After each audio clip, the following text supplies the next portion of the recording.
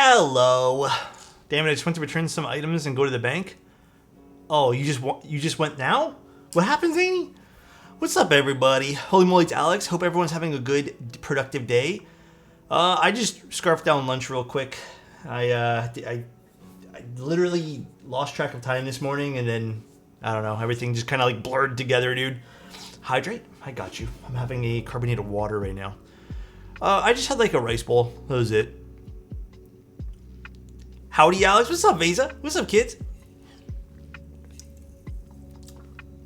I like it a lot. I think it's nice. Battery life's pretty good on it too.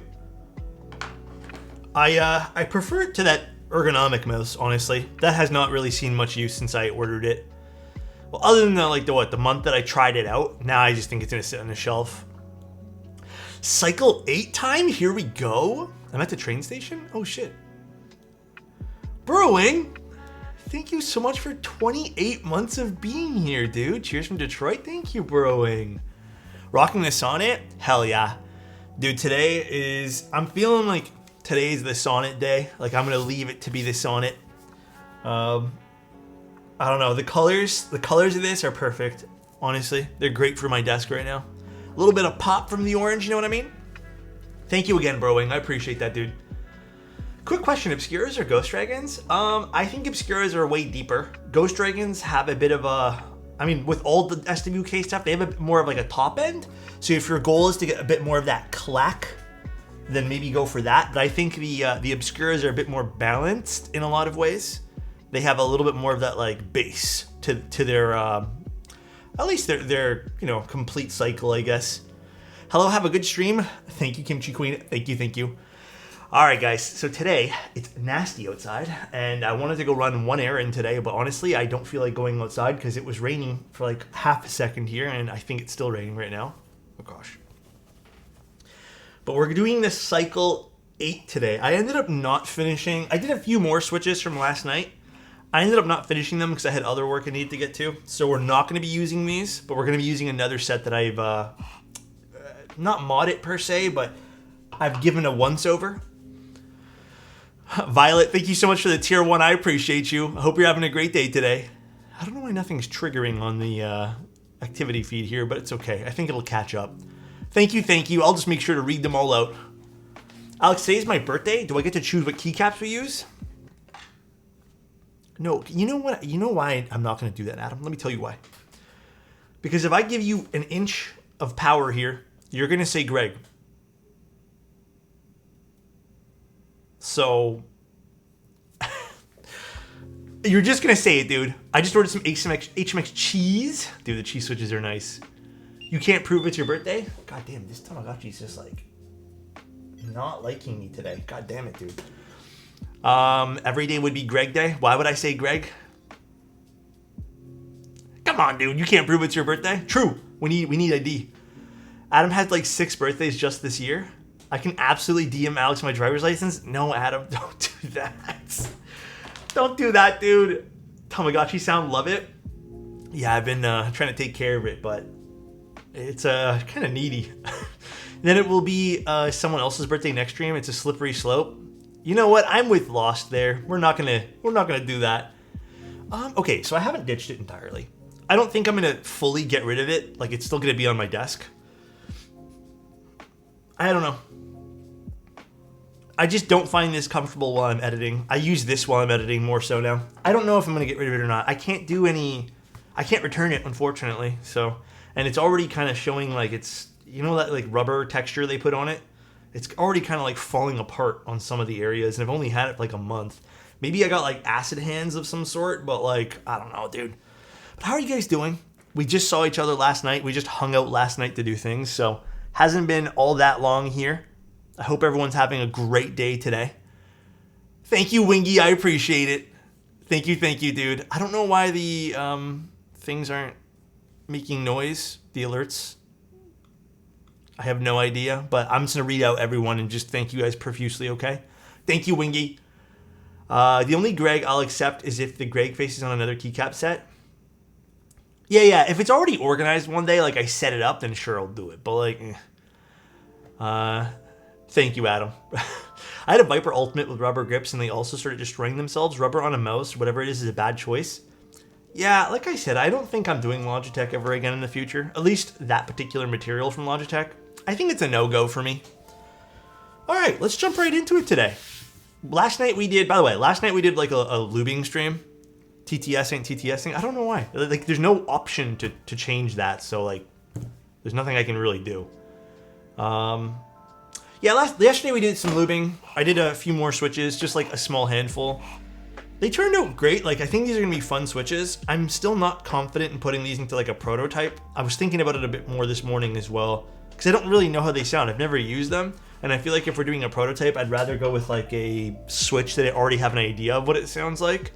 That's why I think we're just gonna go with these Gatoron ones. These are essentially like a recolor, but they're called Maestro switches. They come pre-lubed. They were pretty nice pre-lubed, so I'm not gonna go like too crazy on redoing them. But we'll give these a go today. I think these will be fun. Thank you for sharing your extra time with us last night. That was a good time. I think we had a really good fun conversation for everything. I had a great time streaming last night. Lubing plus how Papa John's scammed me yesterday. Great stuff. I still can't believe that Uber Eats, not even with the tip and stuff, but like, they have like a $5 premium on their pizza. Mr. Coffee got like a $5 premium on ordering a pizza just by using the Uber Eats app. And this is not including delivery and tip. Crazy to me, dude. Alex, you ever get a keyboard so nice you wanted to tell the client they ain't getting their keyboard back? Bro, like, I think that happens probably once a week. I think every week I'm just like, I don't know if I'll send this one here back. No, I always do. But yeah, there was one the other day. Which one it was? The TGR Lena. That was so pretty.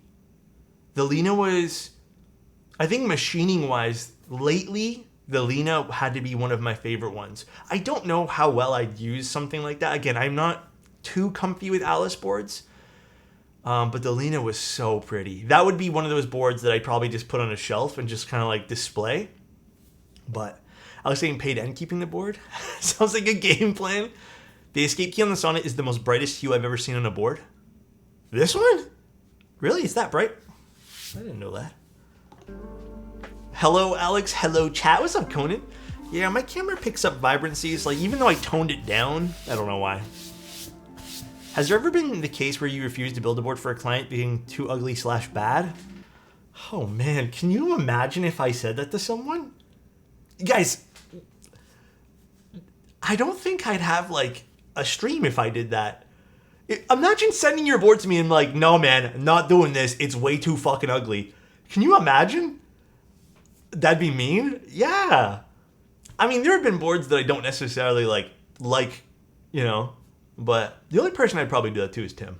I'd probably tell Tim I don't want to stream his board, but because the client was, oh my God. That'd be funny as hell though. Fuck you, Tim. Yo, look at this cutie. What's up, Way Too Lucky? Time to send Alex an old Logitech board. You know what's funny? I'd probably have a lot of fun with that though. Like, all jokes aside, I'd probably have like a crap ton of fun doing something like that. Him catching strays? He's that guy. What can I say? He is that guy. What's up, Kip? How you doing? Yeah, I don't think I've ever done that though. Also, thank you again, guys, for the bits and subs. I really appreciate it, guys. I was the keyboard. Alex Dev said this to me. What the? Kush, don't be spreading lies. Bro teasing us with foreplay? Dude, here's my train of thought though, Jackson. Sometimes I do jump right into a keyboard and then I'm like, wait, I didn't ask how anyone's day was. And then I interrupt the keyboard midway to ask how everyone's day's been. So I'd rather do like my 15 minutes of just like saying hi and like, you know, even how if it takes 30 minutes, an hour, I'd rather do this first. That way there we can like, you know, you're so rude. Sometimes I feel like I am a little bit, yeah. I was really sweaty so far. Today doesn't seem, what is the weather today? Blasphemous, thank you so much for the tier 1. My voice cracked there. Thank you. What's the desk pad I'm currently using? This one here is from Ordinary Labs. I think it's going to be coming out on the 12th. It's hot and raining? Is it hot outside? Squall watch. Oh, I mean, it is cooler than yesterday, it says. 22 degrees. Yeah, it's coming out on the 12th on Ordinary Labs. I don't know the name of the desk pad, but it's on the 12th. You guys can hear the music though, right? I don't know why the TTS is not going off. Maybe I just need to restart the app. I have no idea. Alex downgraded to AirPods. I can't take your campfires off your hand when you're done with them. Okay, let me quickly bring this up again with the campfires, because I do genuinely feel like I feel so bad for not using these. I love these things. Hear me out. Love, love, love these things. However, oh God, I just shook the camera so much. However, I'm finding lately, and it's the weirdest thing, like I love these, but whenever I have them on while I'm streaming, like if I even have one earbud in of these ones, because they're great IEM tips. I think these are the Spiral Plus Pluses. These create such a seal, and for whatever reason, I start to kind of feel a little bit woozy. Like, and this has always happened. I've just kind of ignored it, to be honest with you guys. I start to feel a bit woozy while I'm streaming. Sorry, I'm just gonna move this. And I don't feel comfortable a lot of the times. It's been getting worse and worse and worse. And it's just because like I'm trying to talk and also listen to things, and like I just feel like my audio, the auditory experience in my room is like not the best, because it's like one ear is fully plugged and the other one's not. So I've been finding lately that the AirPods, just because I can do the pass-through sound, feels a little bit better. And I don't know, it just feels nicer this way here. I still actually use these over the AirPods for a lot of other things. So, hello, good looking. Elquan, what's up, dude? What if the keycaps look nice and clean? Also, the orange enter reminds me of the check notes. This is... What's this again? Retrozuian? And the enter and escape key are from a different set called EPPT ABS EPPT ABS. Is it ABS, these ones here? I think they are. But it's oil on vermilion. Pre-review discussion. How critical are you going to be of the C8? Well, okay, this is a great question. I'm going to be just as normal as I am with everything else. Like, I'm not going to sit here and be like stupid critical about it. Like, I'm not going to be like, oh, well, like this little corner piece bothers me from this. I'm not going to do that. I'm going to have some understanding. Maybe there's some design choices. We're also going to take price into consideration. However, I want to let you guys know coming into this review, I don't feel like I'm biased at all. I feel like I actually have a pretty good head on my shoulders when it came to the Cycle8. I think I was one of the few people who didn't quite care. Like, I didn't not care about the Cycle8, but I didn't quite have such a big hype for it like a lot of others did. I thought it was okay, because at the time the Cycle8, when it came out, it was everything that people wanted in a board, but it was like the norm of stuff, right? We had just been so used to having all these other like features in a board, features being like thin PCBs, flex cuts, that the Cycle8, when it came out, was just a basic board with the catchball system. And it was good. The price was good on it too. But I didn't go crazy for it, because I'm just like, this is how most boards end up sounding if you don't have all these little bits of, extras. So it was kind of like a stark reminder, the Cycle8, of what we liked. What the community was like, this is actually what we're into. I think we're done with this phase of flex cuts. So I think it was an important reminder. Sending, hey, are you using your Cycle8 right now, Tim? It was an important reminder that like, it's a solid board. It just didn't have anything special. Yeah, exactly what you just said, Jackson. I mean, you're right. There's nothing inherently special about the C7. It's just a good board. Yeah, it was just a solid keyboard at a good price, but it wasn't like a wow, like this is amazing. I think people thought it was amazing at the time because it just worked. Like, it worked really well. It did what it set out to do really well. I actually didn't even like the way the Cycle8 looked all that much, because the Pluto came out literally, I think, the same week. So I liked the Pluto a little bit more, visually anyways. So we'll actually go over some stuff before we actually jump into the unboxing here. But one of the key things that I saw about this that really stuck out to me, stuck out? Is stuck a word? Okay, never mind. It has a front height of 17.55 millimeters, and then the effective front height, or whatever it is 19.66. And this is excluding feet pads, so probably about 20. 17.55 that's usually, we don't really, I personally here look at that as a number. The non-effective is fantastic. I think this is going to be a great keyboard for this. An 8-degree typing angle. It's a TKL if you guys didn't see that as well. It does have a WinKey and WinKeyless supported layout, and it does have gasket slash O-ring, they're saying. I had to take a double check of that. I haven't actually seen the internals of the board quite yet.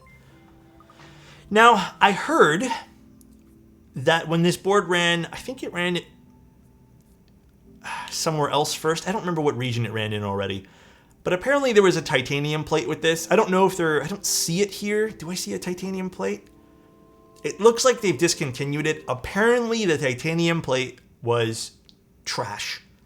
I mean, I don't know what people expected anymore about titanium plates. So I'm glad that they just got rid of that. Titanium was back weight, is lighter as well, so it don't matter. Was it a plate or was it as a weight? I heard there was just something titanium that just was not good about this keyboard. It was a weight, not a plate. Okay, it was a weight. I heard it was not very good. I heard it had problems or something. Didn't you say titanium plates were a trend forever ago and they died? Yeah, sorry, it was a weight. So the weight had problems. That's right. I do remember reading that now. My bad. It was peeling. Yeah, apparently it was bad. The bad quality on it. They've removed that. And then I also heard from some friends that the PCBs, because I think the Cycle8, if memory serves, had some issues. Some friends told me that there was still some weird issues on some of the PCBs, but they've, for the most part, taken a look and fixed all that. I don't know how true that is going to be in this run here, but I just want people to be aware that it seems like they've gone some ways to fix things, but it seems like the Cycle can't just get rid of this PCB problems that they keep having. Those are just some things I heard. I haven't taken too much of a look into them because I just don't know where to find a lot of this like more in-depth discussion. But some people have told me this way before the stream. So that's a shame. The titanium weight on the tofu is very nice. That's a bit of a shame, yeah. QC issues, the story of TKD products so far. The Cycle8 I heard had a lot of aftermarket, like not aftermarket rather, but after sales problems. So a bit of a yikes there for sure.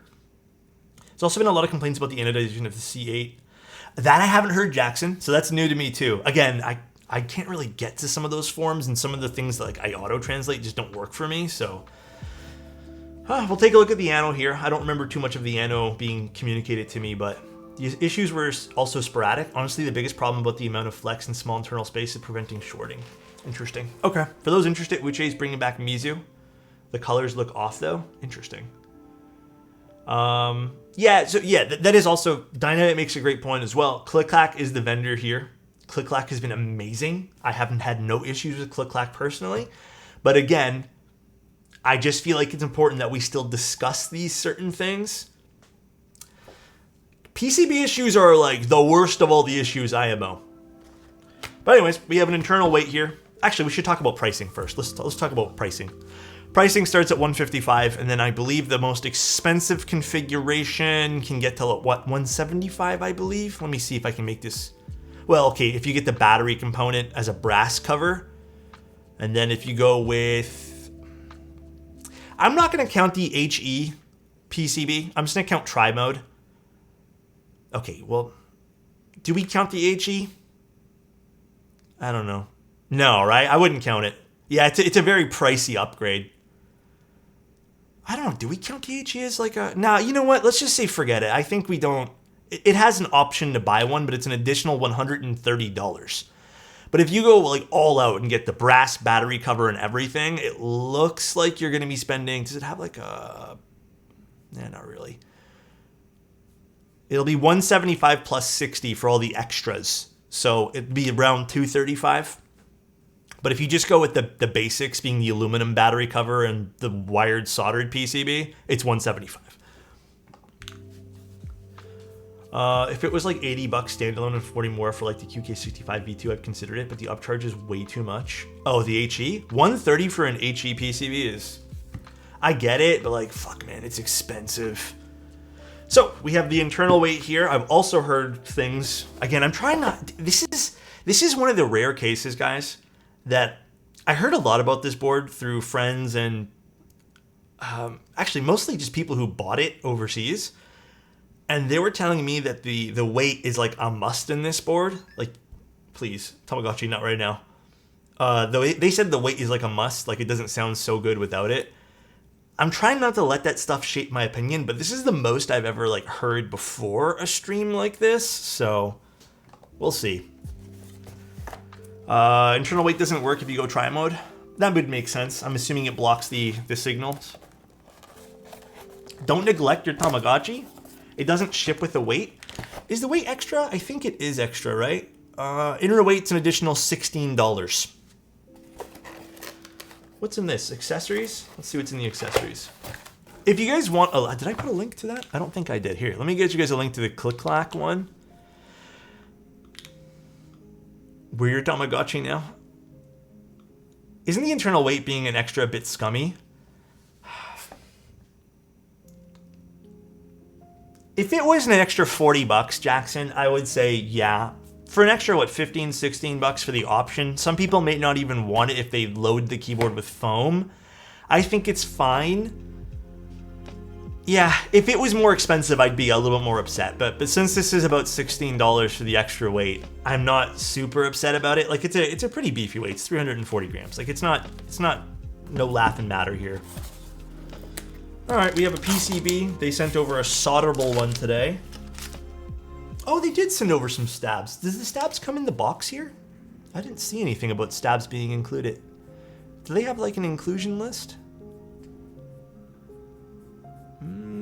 I do not see anything about stabs here. God, there's so many fucking photos here. I don't know if stabs come with this. They might. They probably do then if they're including this in the box here.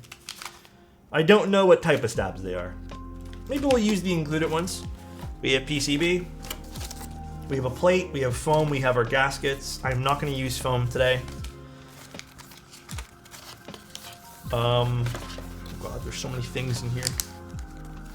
We have like little bean gaskets, the O-ring stuff, spacebar foam. What's this? Bump-ons for the bottom and screws. So you know what? Let's get the gaskets or these out of here. It does not come with a carrying case. It comes with a cardboard box, which is a little... Actually, I don't know if it does. We'll open this up and we'll see what's inside here. But I don't see a carrying case. It might. Who knows? Again, I have not actually seen anyone unbox this yet. This is the first time I'm unboxing it too. It comes... Eee, that was loud. Sorry, guys. I would actually rather, if they're going to do there's a carrying case inside the box. I'll be honest, I would rather them not include the cardboard box then. Like, just give me the carrying case. I feel like this is just excessive packaging at this point. Okay, Tamagotchi, what do you want? I'll feed you. You don't want food? All right, man, I don't know what to help you with today. Okay, there is one here. All right, let's see what's in here. It's small. Ooh, I am not having it with dropping things today. I love unboxing stuff. Less plastic. Yeah, bro, you're literally me talking to my kid. I don't see the point of the box, just literally a carrying case. My camera's not liking this. Yeah. All right, let's see what's inside here. Ooh, this is a nice color though. So what's in here? I feel like the PCB and stuff should have just been all inside this. All right. It's a nice green. I like this color. Oh God. Do you guys ever do this, by the way? Do you guys ever like take this off and then like let it go and then it just goes right back on and you're sitting here trying to like finagle this thing out of it? You hungry? Here's your snack. You don't want it? Okay, now what? Every single time? You know, after all these years doing keyboards, I still can't escape it. All right. I mean, this looks really pretty. Let's take it out of this plastic wrap first. Wasn't the C7 you did a similar color? I think I did. Did I do green for it? I thought I did purple. Oh, maybe that was the other keyboard at the time that I did. Did I do this color last time? Oh, dude, that scared me. I'm like, dude, why does this weight have so many scratches on it? It's just a little, you know, I'm gonna peel this off now, just so we can see what this looks like.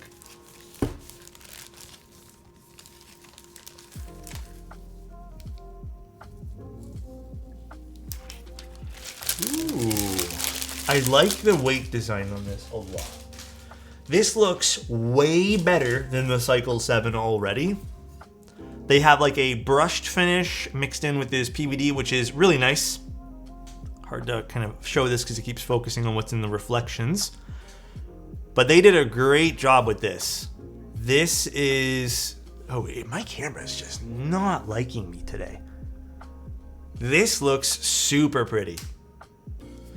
Side profile wise, it is a play on a box on wedge. It doesn't have any fancy curves or anything like that. It does have some kind of like these claws going down here. No real curves or tapers. Maybe a small little taper downwards right over here. Very pretty though. I think this is very classy looking. Again, way nicer looking than the Cycle 7. I do like this kind of edge they have going on here on the back. Kind of adds something to it. I like this too. Very pretty.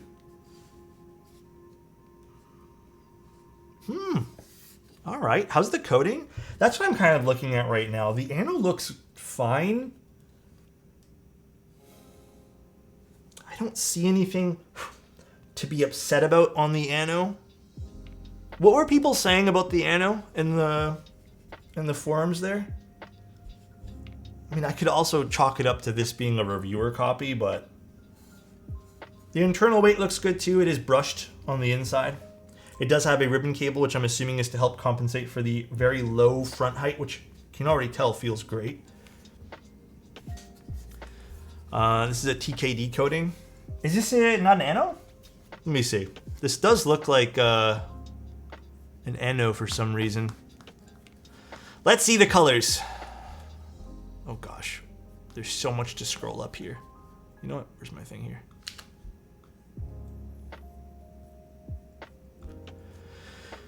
I can't really tell if this one here is an ano. What would this be called? Seafoam? Or peach, acorn, rock? Okay, so the colors that are TKD coatings are... I don't think this is a TKD coating. I think this is an ano. This alloy? Aloe? Aloe says anodized. It's an ano aloe? Yeah.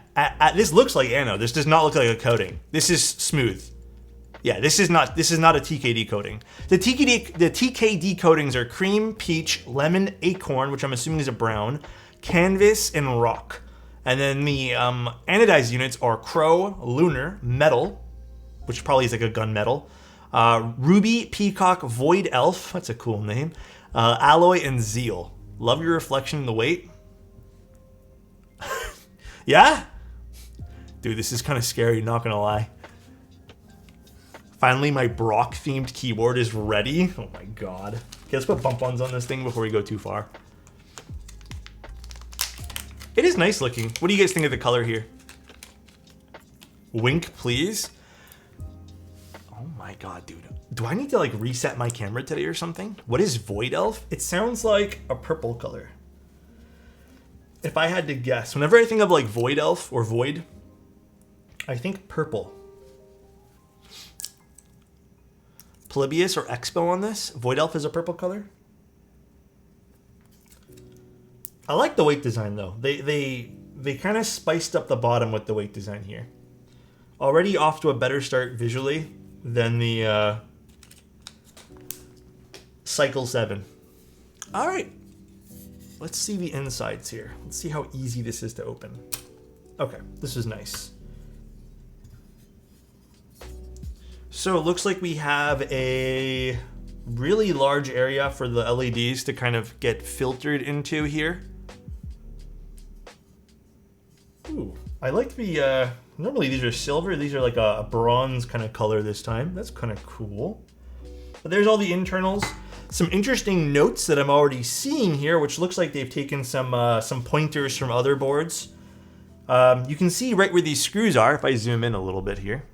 We'll keep it zoomed in for this today. VTX engine, interesting. These are actually silicone, so these will probably act as a alignment tool slash so nothing scratches as you put inside the keyboard here. Probably will also act as a smidge of a force break, as well as these little bump-ons over here too. Again, so things don't clank around as you put down these things.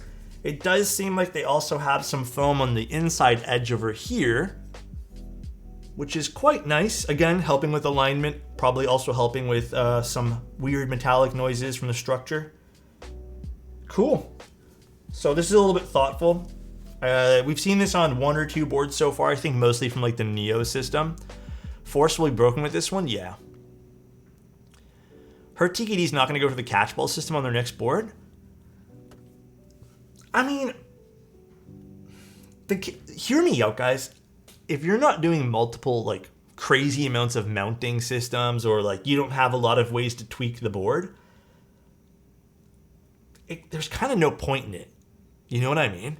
Like if you're not incentivized to go tinker with the keyboard, why would you keep opening it up, and why would you need to use catchball systems? You know? Maybe that's just my thought and opinion. Pretty Calamity wants a pen pop? Fine. Catchball system is just cool though. It is. But I think there's also some beauty in having visible screws on a keyboard. There you go.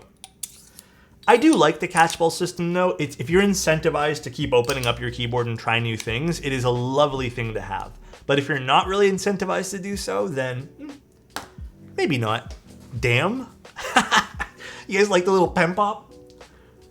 How often do people open up your keyboards once you're done with them? Very satisfying. I know, Jackson. It's not always, but you know, there are some people who do.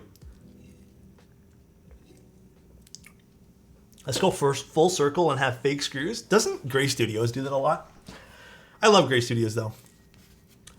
So inside here too, we can see that there is the, what's it called there?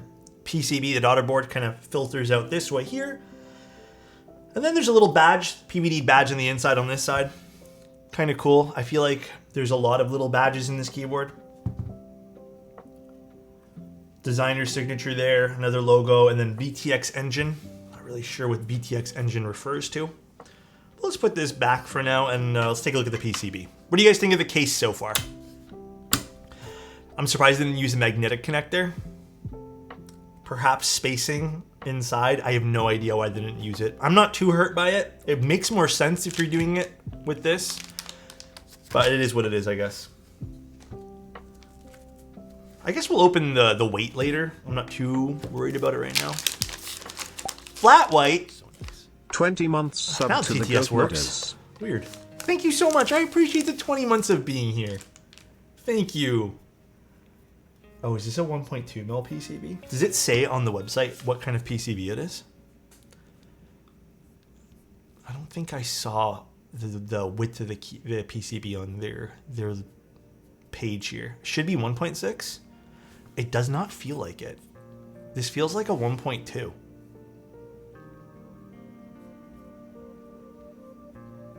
I don't see it. Why don't they add this information? This is 1.6? It might be, actually. I don't know why it feels thinner than that. Weird. This is the basic one, though, guys. So this is the standard solderable PCB. Options-wise, looks like we have split backspace, which I don't know how many people do on this. We have ISO, which is cool. We have split right. A lot of good options on this PCB. I like this. Split left, step caps, cool. Works for me. Everything looks good on this. You the man. Thank you, Arrow. I appreciate the prime, dude. Hey, Alex, will you review the PC top version of the Lumen Key 65 soon? I would love to. That'd be really cool. It's not quite on my list at the moment, but yeah, I would absolutely love to. So there's already a daughter board in here, so I don't think I need this extra one. So this is probably just a spare. All right, I guess let's take a look at the plate, and then we will start looting stabs. Yeah, if it was me, guys, like, I'm starting to prefer my solderable builds again. I just haven't been doing them as much. And lately, solderable builds, like, I'm starting to now notice. I think before I was going back and forth with hot swap and solder so often that I wasn't really noticing the sound difference. And now lately with boards, we've been using just strictly hot swap on a lot of stuff. And then the few times I get to do something solderable, I'm like, this just sounds different. I don't know why that is. I don't know if it's like the hot swap sockets deflect sound differently. I have no idea. Maybe there's just not enough like solidness happening. Maybe the cones of the solder deflect something differently. I don't know. I just like the solderable sound signature. Like I can tell now, like I think again, before I just never saw it, but yeah, it is nicer. And then yesterday too, guys, like one of the other things I'm starting to get a little annoyed with the hot swap kits is we were removing some keycaps from a board, and then like every switch is coming with it. And I think just from like a deassemble type thing and switching up your style of your keyboard, it's just nicer to have the solderable units. But cool. I think we're just going to do a standard layout today. PC plate. I'll zoom back out here. And then these are the switches that we're going to be using. Why is my camera so shaky today? GMK, or not GMK. Well, yeah, these are based off GMK Maestro, but these are the Gateron Maestro switches. I've heard some good things about this, so we got a set in. So good. Yeah, I've heard some nice things. Cool. I don't actually have the set though, so don't ask for the set. I don't have it. How long until you join the ISO plate? Wait, how long until you join the ISO plate should be different so that we get no crooked keycaps train? I'm never gonna join that train. If you, fuck, I feel like I'm gonna get roasted for saying this, but if you can't get a straight switch, like if it bothers you so much, then I think that's a skill issue. I think it's rare that it's gonna be a plate issue. I'm sorry, guys. I have to say it because I feel like that's kind of a skill issue. It takes 1 second to like adjust that, dude. I'm sorry, dude. Talk your shit, King. I'm sorry, man. It is what it is there. Skill issue go off. Listen, dude, I would prefer if the plates are like this, simply because it gives people the option to go back and forth with things without having to spend money on another fucking plate. And it probably helps vendors too, having one SKU. So I think that's, like I said, a smidge of a skill issue. Hot take of the month. Always check your soldered keys for straightness. Yeah, it takes like 2 seconds. So I guess we'll do 7U with this. Yeah, we'll do 7U. This is a non-win keyless version. What are we talking about? ISO plates. Someone brought up that one day I'll join the camp of ISO plates are not good and should be separated from regular plates. But I disagree. Oh yeah, we're doing a TCAL. So yeah, we'll use five sets of stabs today because we're going to do everything. So a full suite of stabilizers. Let me get my little cork pad here again. Actually, do we have like a little piece of foam? Maybe I don't want to dirty my cork pad. Do I have like a... Oh, you know what? Not really, I don't have a piece of foam. All right, I'll just get the cork pad. Curious, what's the attraction to Win keyless for people? Aesthetics. Maybe some people don't click the Win keyless key. Like on my Windows computer, I don't think I've ever, to this day, clicked the Windows key. Not even for the shortcuts people tell me all the time about. But on my Mac, I use it all the time. Like, all the time. All right, let me just get this quick. 1 sec, guys.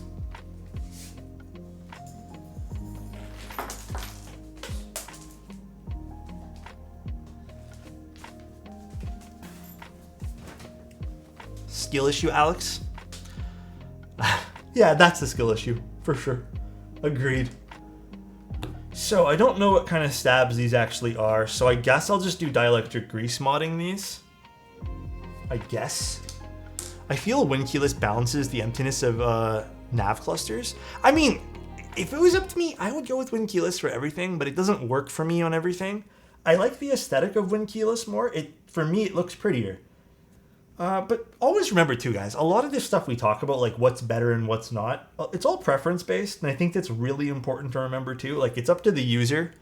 What we love, someone else may absolutely hate. So it's really, you know, up to that. But yeah, let's just lube some stabs here. Get these all ready to go.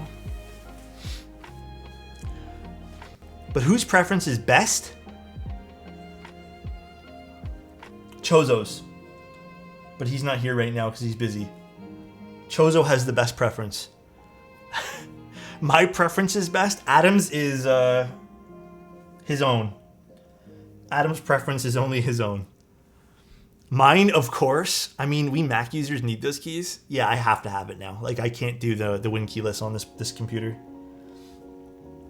I have some workarounds for boards that do have it, but it's a pain. What do you think about using GS3 grease? I love GS3. I only have like one small amount of it left that I've been using on special occasions, but GS3 is a great alternative to dielectric. But I only use it for the wires, so where metal meets plastic. I do notice that most people keep the pipe key the same color as the keycaps. Oh god, I feel like this is a can of worms. I am on team alpha colored pipe. I feel like everyone's a little different here. I don't know what the right answer is. The correct I don't know what the right answer is, okay guys? There's no right answer. Oh gosh. If you ain't using alpha pipe, what are you doing? Just say it though. Oh my gosh.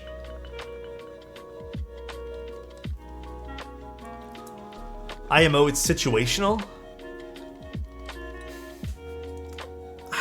Even on situations where I think it might look good, I'm always using this color. I feel like it just breaks up the keyboard nicely. AirPods today? I've been using the AirPods for like the last month. I think someone mentioned earlier, and I forgot to read the chat just because we were talking about something else, but I saw it with the corner of my eye, but someone made a really good point where it's mostly pressure that I think I can't deal with the other IEMs, and over time it was starting to really bother me. But you know what never bothers me that I just saw that I have to do? NCF. Thank you so much for being here, NCF. You never bother me. In fact, you're the opposite. I always love having you here. Hope you're having a great day. Hope the rest of the week goes good. And whatever you're doing this weekend, you're gonna kill it, dude. Appreciate you. I love my AirPod Pros. I mean, they sound good. I can't get the fit to be super good on mine for whatever reason. Like the included IEM tips on the Pros are all awkward shapes for me, but it is what it is. I started using split backspace for symmetry. Dude, there's so many. I hope everything's okay. There's so many fire trucks and police cars and stuff just going past. Fuck. Hope everything's okay. I feel like there's been a crap ton in this stream. The IEMs I have are open back, so they don't build up as much pressure. Fuck, I should probably get myself an open back set of IEMs. Aliens incoming. There's been a lot. Yeah, there has been. It's weird. Usually it's only like one or two. I have to check the news later. Sirens are the call of my people. Huh? Turn on the news, any channel. I don't have cable. I'm not that fancy. I got one thing, and that's Netflix. I had to cancel everything else because it was all getting a little too pricey. You have internet? I can't play anything that's copyrighted right now because I'm just gonna get banned from Twitch. Cables for rich people? Dude, cable's so expensive. Do you even numpad, bro? Oh, here we go, dude. Cable isn't fancy. It's boomer energy. I grew up with cable. I feel like I like cable still. Am I a boomer? I don't mind it. My parents still... Actually, no, my parents don't have it anymore. My grandparents have it. Adam still reads the newspaper.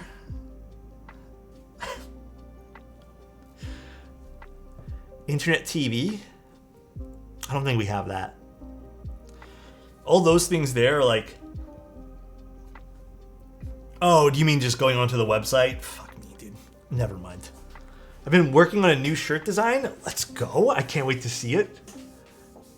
You never know it's copyrighted. I don't want to like load anything, honestly. I don't feel like getting banned off Twitch just for, you know, a funny clip, I guess. Just to go to a news thing. Streaming services become a clusterfuck.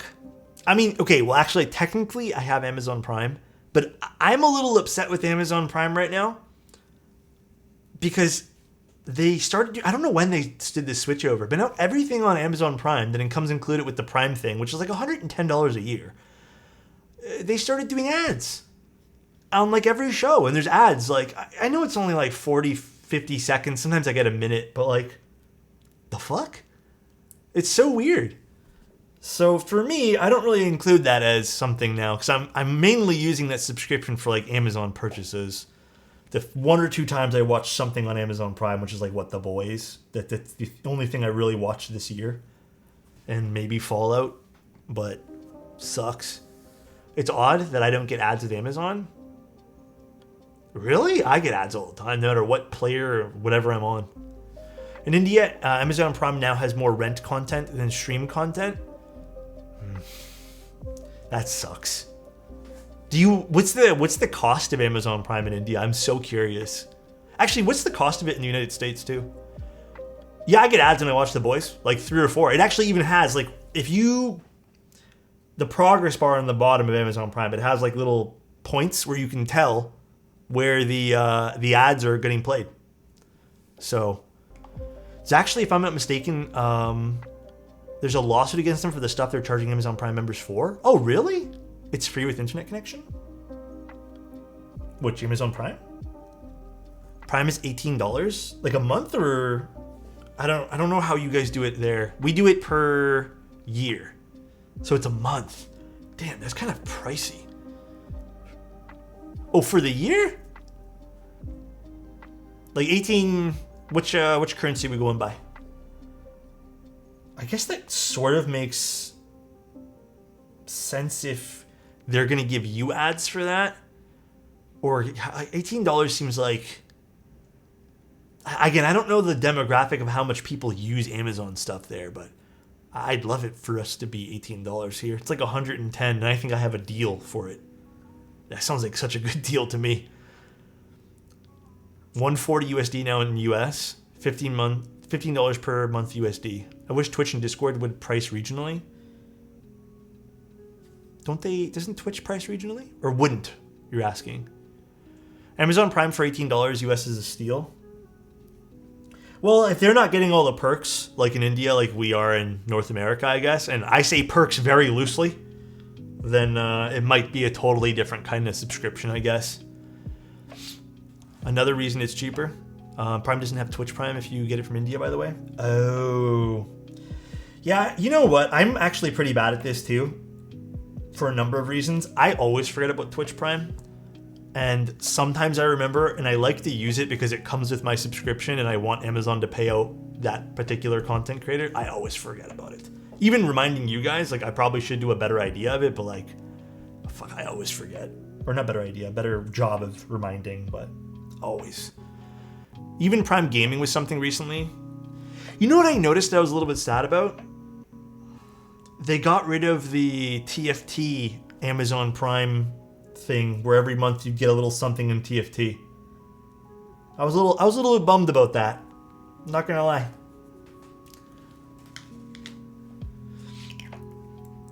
Free 2-day shipping is kind of worth the cost in North America if you use it. I think I'm past the point where I need stuff that quick though. To be real with you. Rarely do I need stuff in like 2 to 3 days now. I don't know. By the way, we have better delivery services than Prime. We have 10-minute delivery. 10 minute? God damn. We used to have same-day shipping here in Canada, but they completely axed that a long time ago. It's called quick commerce? God damn. Too long? We need 5 minutes? Okay, that's pretty cool. I'm very oblivious to this, by the way, because obviously I haven't looked up anything about like the infrastructure for that kind of stuff in India, so this is very interesting to me.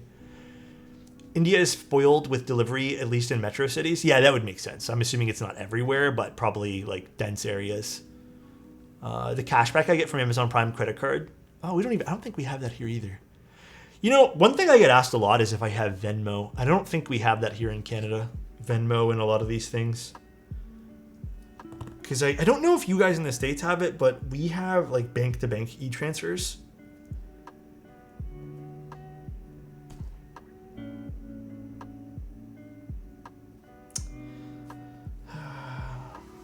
Hold on, guys. I can't use these stabs because one of them has a defect on them. What's missing on this stab? I'm not mad about it, I guess. I don't know if these are like, you know, a freebie in the purchase. But look, it's like, it's not even broken off. It's like molded that way.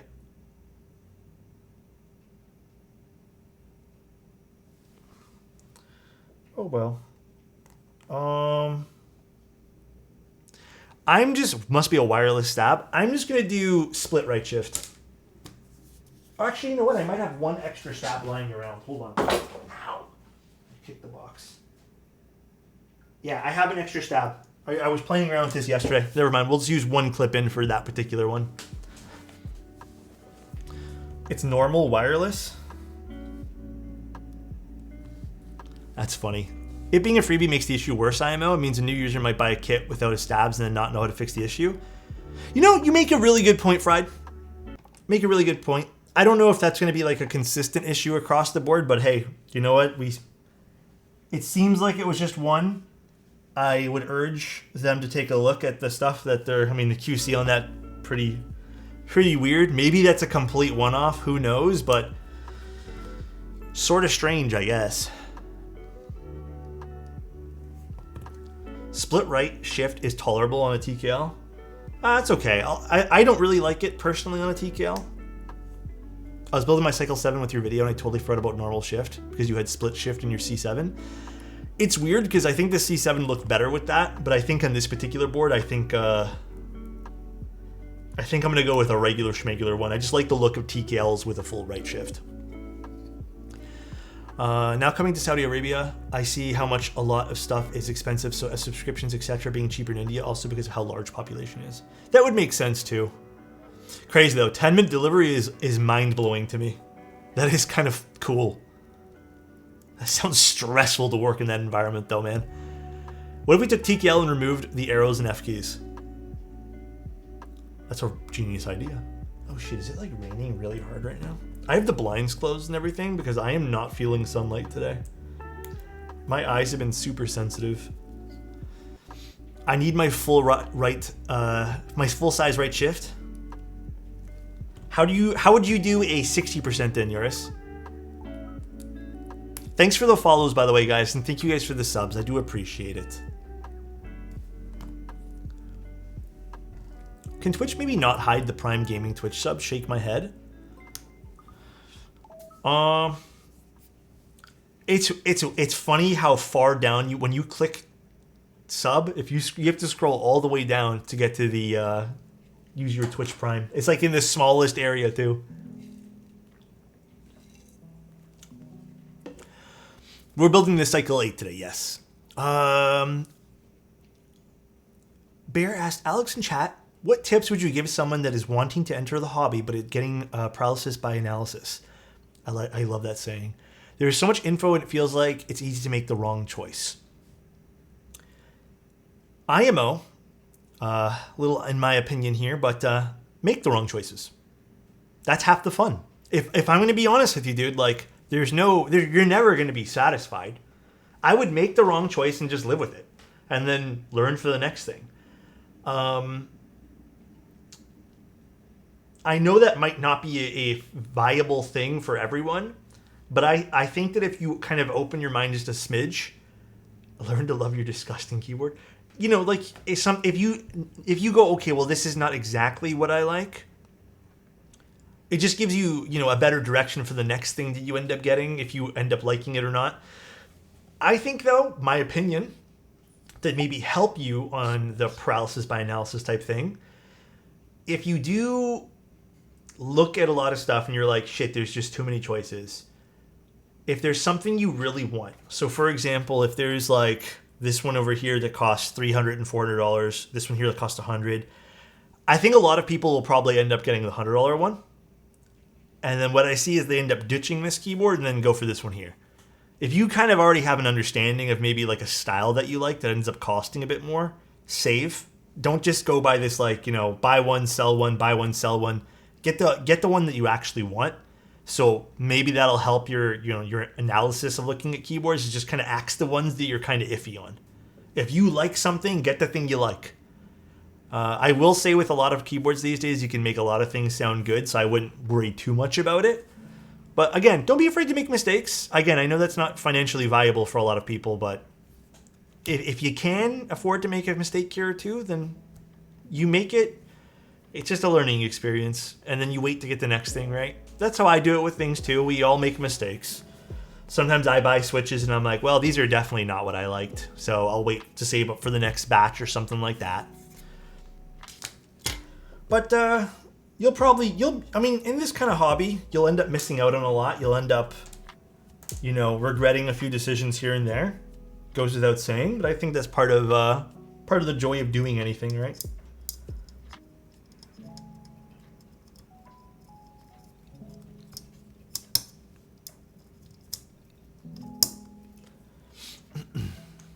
Thanks everyone for feedback. Appreciate the insight. Anytime, dude. I don't know if that was helpful at all. I feel like that was a little bit more of like a maybe an unhelpful answer, but that's just the way I feel about things. No, I'm definitely more zoomed in. I don't know why I'm so zoomed in. I think I was showing you guys something up close. Here, I'll zoom back out. It's really... Can you guys hear the rain? I don't know if you guys can. It's pretty loud outside.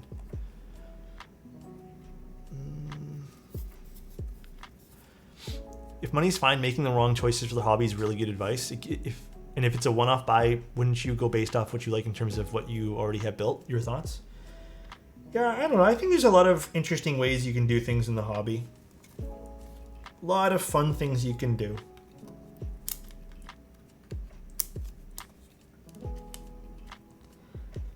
A lot of mistakes you'll make. I mean, not just in keyboards too, but you'll probably make a lot of mistakes in anything you do, right? And I think that's half the fun. Getting to explore a lot of these things. There we go. I was having so much trouble with that one there.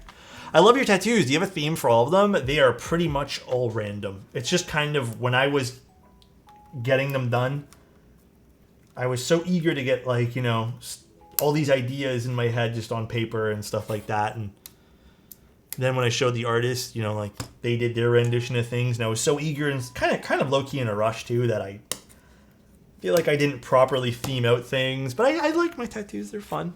No real meaning behind the majority though. Alex, fun question. If you're a beginner in keyboards today, what keyboard would you wish you'd get? If I was brand new to the hobby... Okay, this is a tough question though, because like... If I was brand new to the hobby and I looked at what was available, I'm not saying this, I'm being completely honest, dude. I really think I'd probably end up going towards Mode. Just because I like the aesthetic of them. I know you guys are going to get upset with me. I'd probably end up going towards them. They're the most well-marketed out of all the brands as well. They're a decent price for some of them. And the sound signature, if I'm basing me entering the hobby off of what I like now, in terms of sound, this would make the most sense. Mode price tags are not beginner friendly. Even if I wasn't in this hobby though, Jackson, I'm still very much a believer in I'd want to buy once, cry once type thing. I don't think I would have it in me to like, I think I'm past that point in my life where I buy like the $10 thing, the $20 thing, the $30, $40. I think I'm past that point because I feel like I spend more money that way. And in the long run, it's just not good. So I think I would just end up going that route. If you didn't want me to go the Mode route, I would probably go Lumen Key, if I'm being real. Lumen Key would probably be the next up in line.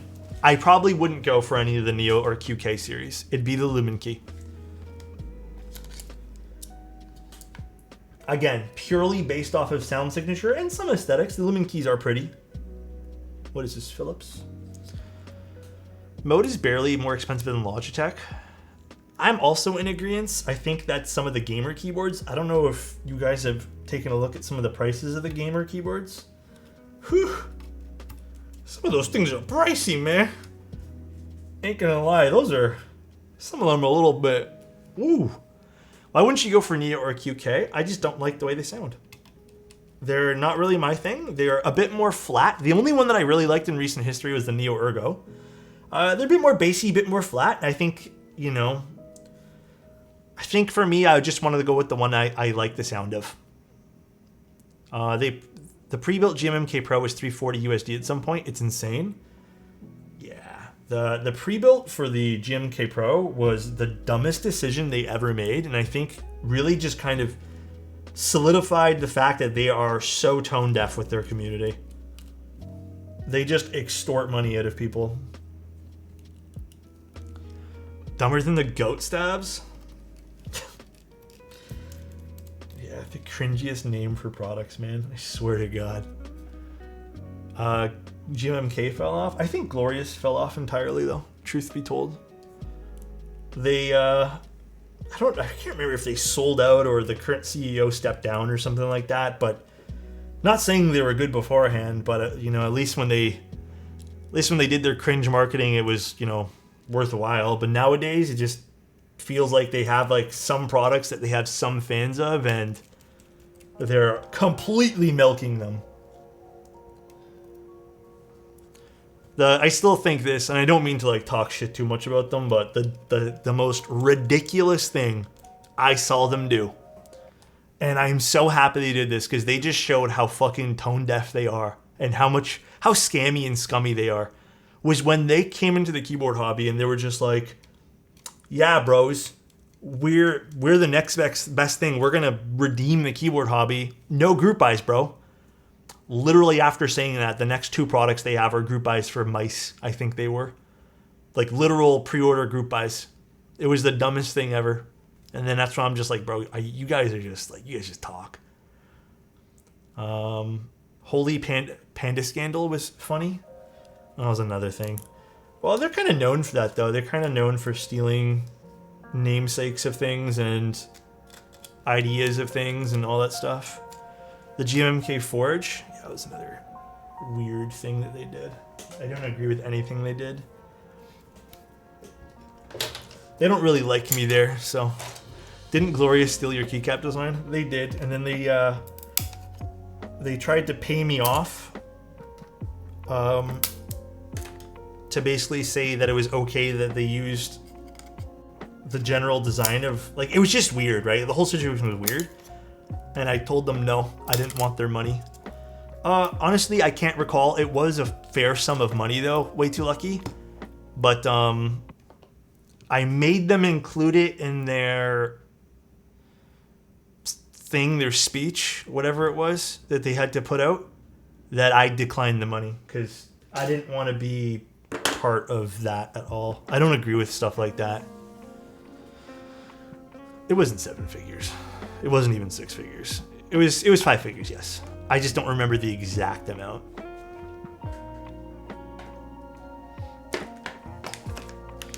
I don't know, man. It's really hard to like. It was like not life changing, but it was like a good amount. Like I could have like taken nice vacations and stuff, but I don't agree with that kind of moral, man. There's been a lot of times where people have approached me with things and like offered me monies and stuff for you know, whatever, but I don't care about that at all. All right, let's put the PC plate on. First time watching your stream today. Thank you, Crossfinger. I appreciate it, dude. Alex chops at Air 1 with Tim. It was actually Air 5 now. Honestly, respect your integrity and character, Alex. You're a good person. Thank you, Platey. Alex, for next elections, let's vote for him, boys. A 10-figure sum in CAD is 5-figure in USD. Oh my god. Don't make fun of my Canadian dollars. And then people say Alex is not as aggressive when he wants to say something negative about something.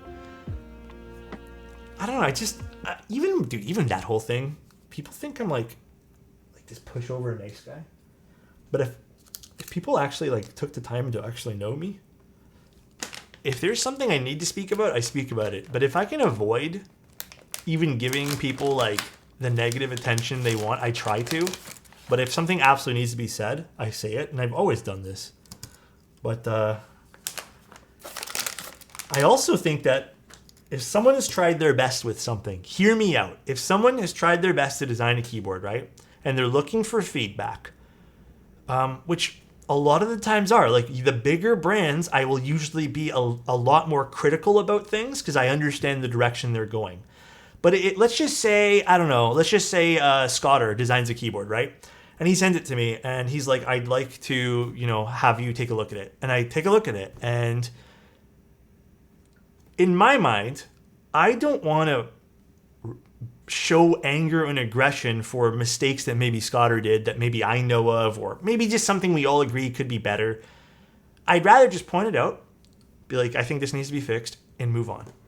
I don't think I need to show that type of anger and aggression to people when looking and reviewing products, especially in a hobbyist group where people are participating in what we buy. Like if it was, again, a big brand that could fucking care less about like the inner workings of the community, yeah, definitely. But I don't know, man, I'm not going to do that. I never want to do that. I don't want to make people feel shamed and shunned for trying their best with something. It's just not what I want to do. I want to create a loving environment that way, and I don't think that's necessary at all. Again, I think you get to pick and choose your battles. That's not entertaining for the audience. Oh well. I'm not trying to be that type of entertainer. Move the hobby forward without burning bridges. What a stand-up guy. Scotter, if you ever make a design, you know what I mean, man. Time for the real question. What are the odds of an Alex Keycap set? Maybe sooner than you think, but I have no idea. I think the Sonnet was the one of two things I helped with. Like, well, Sonnet wasn't really a big deal because we already had everything we need to know from the Envoy. But there is one other thing I'm working on this year that I think could be a little bit of fun. I'm not working on it from like a standpoint I've done it from the ground up, but I've put in a lot of effort into thoughts and stuff. Not shorts, dude.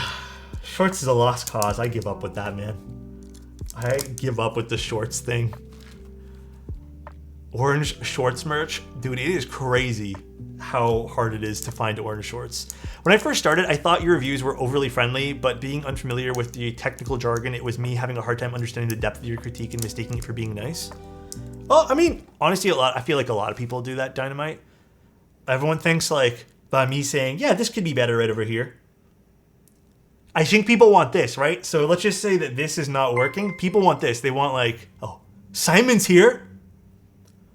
I think people, actually speaking of critiquing, I think actually a lot more people prefer Simon's version of critiquing in like the tech world. I'm not even kidding. Hi Simon, how you doing? Simon is a bit more, he just flames. I've seen Simon be nice. When Simon's nice, he's really nice. I've definitely seen him be super nice. But I think in like the general tech world, people prefer more of Simon's. Did they send you brass parts? I have this one, which I'm assuming, I haven't actually checked. Is this the stainless steel one or something like that? Why not a brass mid-piece? They also sent me an internal weight, Simon. I haven't opened it yet, though. I'm still doing this part. Did you do this board, Simon? How come they didn't send you brass? I don't know. I didn't have a say of what I get for anything. Would you do brass to... I don't know what you're asking me, man. Hubert, what's up, dude? Damn. What kind of phone did you get? I tested the brass bits. Did you like the board? We were talking earlier about some of the issues that they're facing with the group buy in China. With like the titanium weight flaking off or whatever it is. Shit, I think I need to use a plate fork for this. Just brassing around.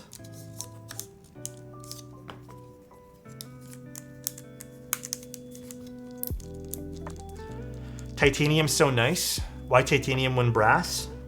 I don't know why they chose titanium for that. China was rough due to the dumb mistake like trying to run it on their own. And trying titanium at 160.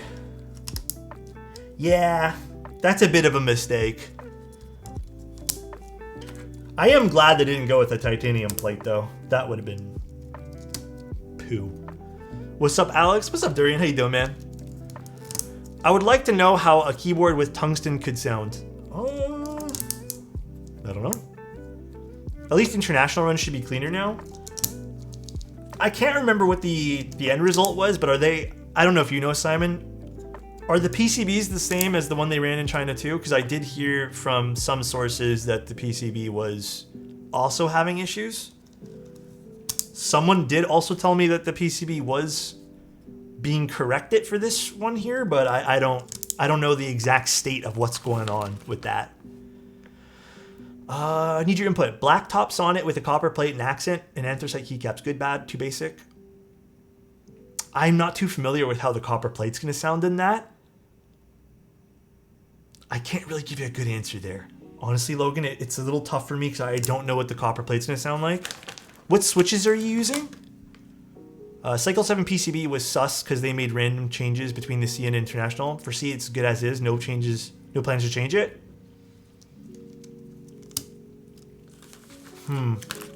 But Simon, I did hear people were having issues with the PCB in the Cycle8. Which is a little concerning for me. I do like the way this looks. This looks way nicer to me than the Cycle8 7 did, so. Machining on the Cycle8 is more advanced than the Cycle7. I do agree. It is more advanced, for sure. I had the copper plate in my son originally. It was too bassy and overpowering. Yeah, I'm a little not into copper usually myself. I have the copper plate, I just haven't used it. A massive run on the CN side. Expect to have some issues. Oh, really? How... I don't know if you know the numbers. How big was the run in the in China? Why did you get the ashtray version? What does that mean? I don't know what that even means. Ballpark 10K? Damn! Good for them. The mint version hits different? Yeah, I like this color. It's kind of cool. It's actually, it does look like mint. You're right. I was gonna say it's more sea foamy, but definitely mint. You got the dumb LED hole? You don't like the LED hole? I kind of think it's cool. This is definitely gonna be a dust magnet though. If you guys eat food over your desk, then remember that is not a bowl for food. Also, I would never eat food over the desk, guys. If you're having a keyboard in your food, move it. Oh, you're calling this the ashtray? I see. Don't smoke, guys. Preference, I'm a simple man. I get you. Like the Andes mint candy green. Oh, yeah, you're right, huh? Shipping's also like 20 and not 40. Oh, for the international run? I didn't see anything about shipping yet. I don't know if that's going to change when it actually runs or... I usually eat chips then touch my copper weight without washing my hands. Damn, living on the edge. Don't smoke. That's money you could be spending on keyboards. Big true. Big facts, dude. Guys, when they realize how fun it is to get lung cancer and other various health defects. I've lost people to that, so I'm a little bit more adamant on not doing that, so. I patina my copper weight with Cheeto dust. Jesus, dude. I hope they make an HE PCB for the Cycle8. I don't think they will. I think... Okay, correct me if I'm wrong, guys. I think I did try out... I don't know if it's the same one. Obviously, it's different, but... The Rocca PCB, the HE one... Wasn't that the same PCB used for the Holy? HE PCB is the Hall Effect PCB. So, you know, like that new... magnet type thing. KBD fans use the same one. It was okay. Like, I think it was fine. I just the little bit of time that I spent with the software, or I guess the application for it, was all right. HE is just not my thing, so I do think it's going to be the future of keyboards soon, or part of the future of keyboards. I really do.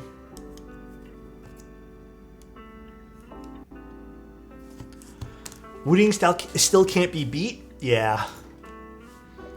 Cycle8 HE should be the same designer and menu as the Geon version. Oh, that's good to hear then. It'd be interesting to try it out, but again, I think it would be something that I probably couldn't give you guys much input on. I just, again, don't really need HE stuff. What is your live streaming device? What do you mean by that? Will we be required by law to use HE switches with the HE PCB? I mean, not by law, but I think you would have to. I think you would kind of have to. It's a horrible choice to start smoking. I can't speak from my experience. It's a pain to quit. Just don't. If you ever get pressured to do so. Yeah, I agree with you, Lost. Just don't hang out with those people for sure. I saw Razer added some new firmware for gaming where the keyboard won't actuate 2 key inputs at the same time. If you're strafing with AD, the inputs won't overlap, which is pretty cool, to be honest. Yeah, I know people... I think out of all the gaming brands, I still think Razer is one of the better ones. I've actually had some discussions with like the team at Razer about stuff. They actually give a shit, which is, I don't know, a little bit different from some of the other brands, but not saying they don't give a shit at the other brands, but you can tell there's a bit more passion with Razer. I like Razer. My Tamagotchi is just fucking yelling at me today. I think I need to like play a game with it or something, but I don't remember how to do that. Yeah, I know you're upset. Hold on, I'll play a game right now. Hold on one sec, guys. I have to slash the rock. Are you a father? I am not a father, no. Of this Tamagotchi, maybe. Okay, I did 1. 2. Alex Weeb confirmed. My girlfriend got me this for Christmas last year, and the battery died really quick, and we just recently got batteries again. I did it.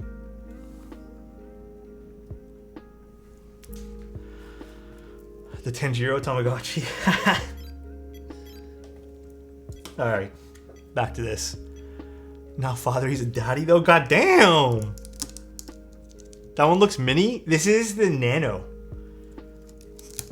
Dude, we were going through some of the old stuff we used to have at my parents' house, and there's one original Tamagotchi we had, and interesting how it really hasn't changed that much.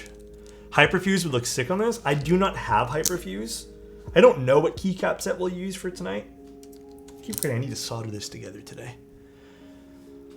GMK Wasabi boys, come on. Wasabi would be a great choice for this, I agree. Oh look, everyone's saying Wasabi. I agree. Jade, I don't think I want to use Jade only because I don't quite particularly like that particular set sound signature wise.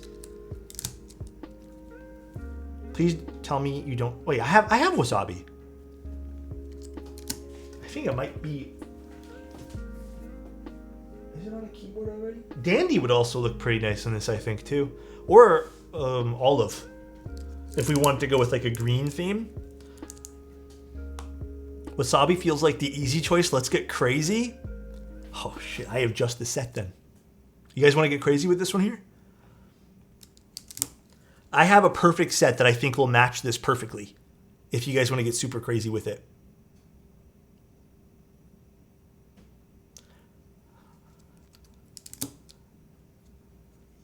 Get crazy? How crazy are we talking about? I'm too nervous to show you guys. It is a crazy set though. He's cooking right now, chat? Kind of hype now?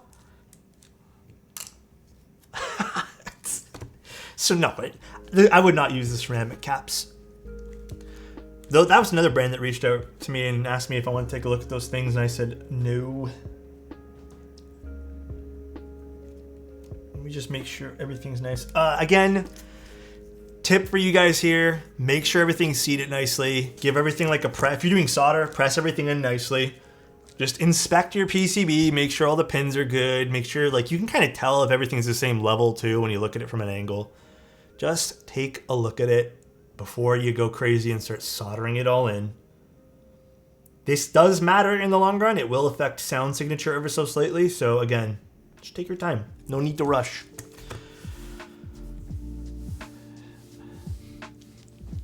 Hold on. I'm going to put up a poll first. Okay, we're gonna give you guys 2 choices for keycaps. Wasabi or the perfect set. Trust me, bro. Well, I can't do all that, but we'll do a 10-minute poll.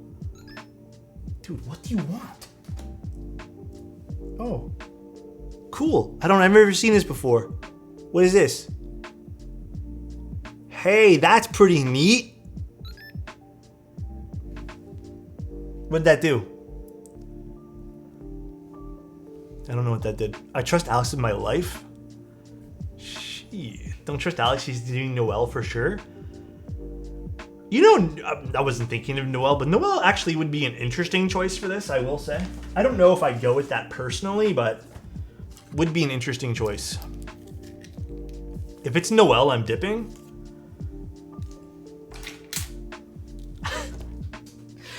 Okay, guys, I have to tell you guys something since the voting's so fucking skewed right now. When I say it's the perfect set,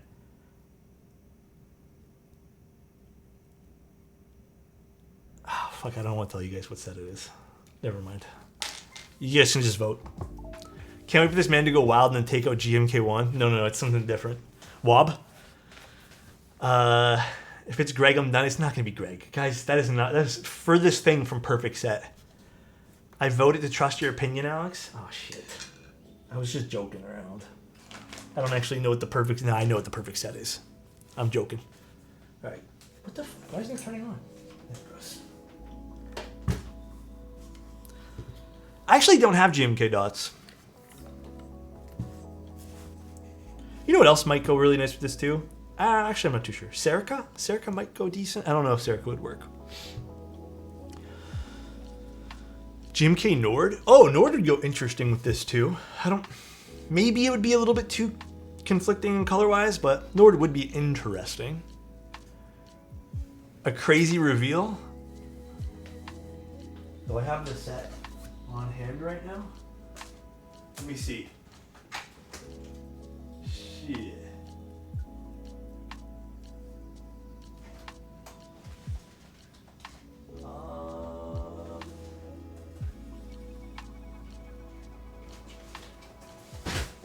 Alright guys, I'm going to give you guys a little, this is my favorite set that every time I use it, everyone gets really upset when I use it, okay?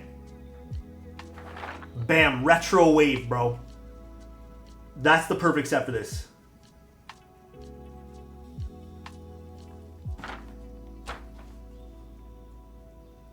That would be great. Thanks guys, really appreciate you guys. Are you fucking serious? Every time, you know, I've only got to use this in like one keyboard without people just like absolutely yelling at me. I'm just gonna put it away now before you guys stop following me and stop watching my stream. Alex has lost it. Now we're gonna do Wasabi. I think Wasabi's the best one. I'm actually not gonna use that set. Please don't hate me. We'll just do Wasabi. I don't have a perfect set for this, okay? I enjoy being on the other end of this. Alex is getting us instead. With that said, this set fucking sucks on green. I know. Relax, everybody. We're not using this set. We trusted you. Hey, you know what? Little joke here and there don't hurt nobody. You have to do an apology video now? Should I play a ukulele in the background?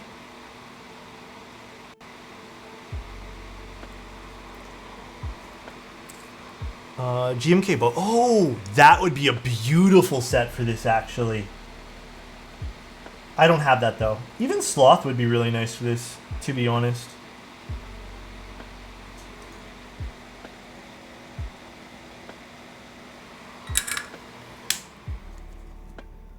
What does it say? F1, where I'm supposed to be? Like the F1 race?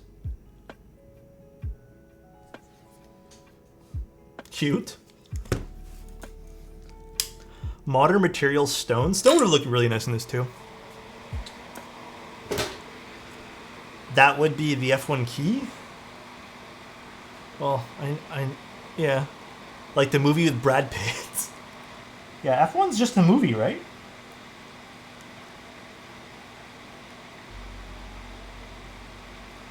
Okay, so here's the game plan.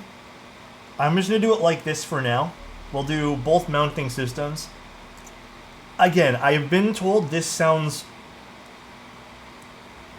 I don't know how much to believe, and I feel like I've heard a lot of things about this board, like I mentioned earlier, that's kind of skewed my opinion a bit.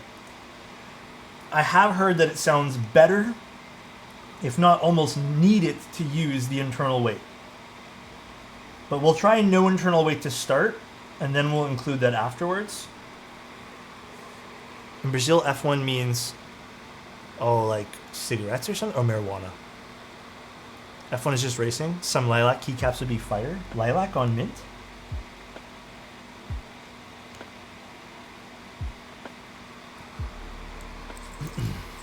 The new R&D 1973 MTNU set. Yeah, I think those are good tones for this mint-colored keyboard as well. I agree.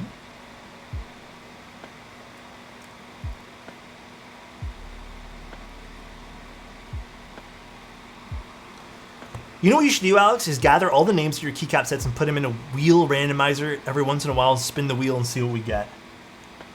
So, a little important information I should probably tell you guys about.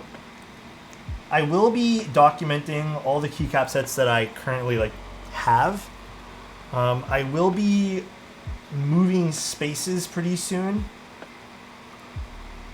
Long story short, the rent here is expensive. So we're probably going to be moving spaces sooner rather than later. Hopefully. I don't know yet. Nothing's for sure quite right now. But it's kind of in the works. So when I set up a new space, I'm going to be obviously cleaning up everything, which will give me a better idea of what I have and what I want to get rid of and all that stuff. So yeah, rent is too damn high. Yes, sir. A little too high. I'm going to keep it honest with you guys too. We're not under rent control here, and we have been very lucky that our landlord has not increased anything.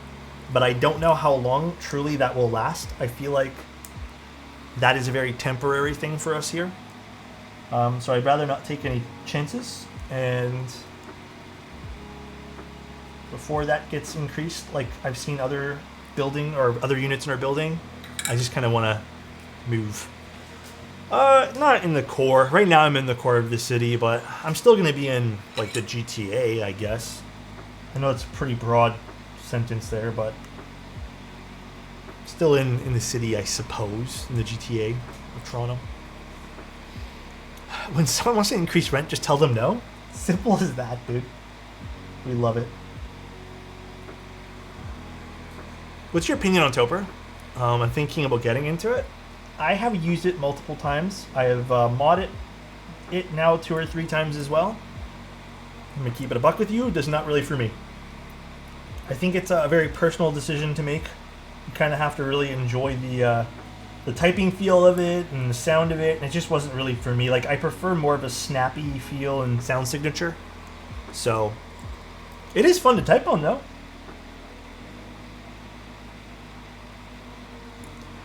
As long as you're not in Jane and Finch, you're safe. I haven't been to Jane and Finch in a while. But I don't know if it's still bad there. I know there's pretty bad neighborhoods in the city. It ruined tactile switches for me. Oh, Toper did? Yeah, I feel like it's a to each their own thing with Toper. Jane and Finch is still bad? Oh, shit. How annoying is it to desolder switches? If you're just using the hand pump, if you're good at it, it takes a little bit of time, but it should be pretty simple.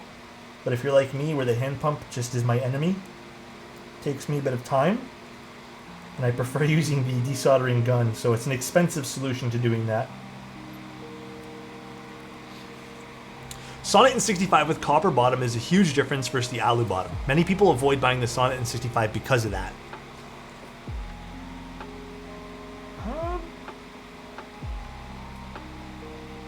I don't know how to answer that one there, Mode Envoy.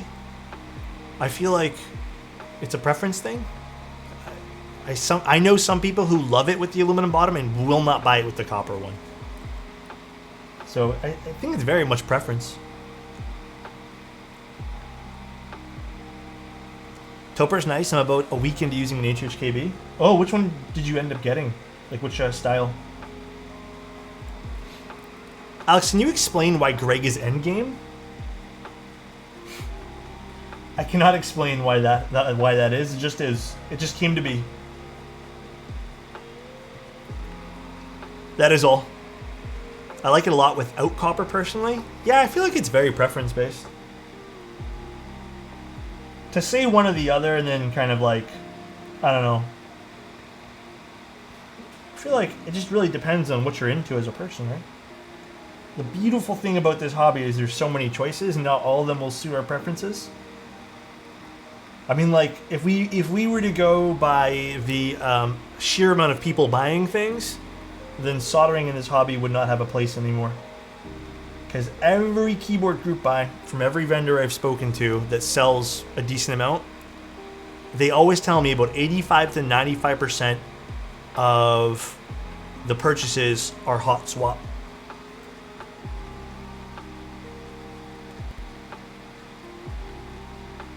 But everyone has different preferences. There have been quite a few gnomes and goblins in my area.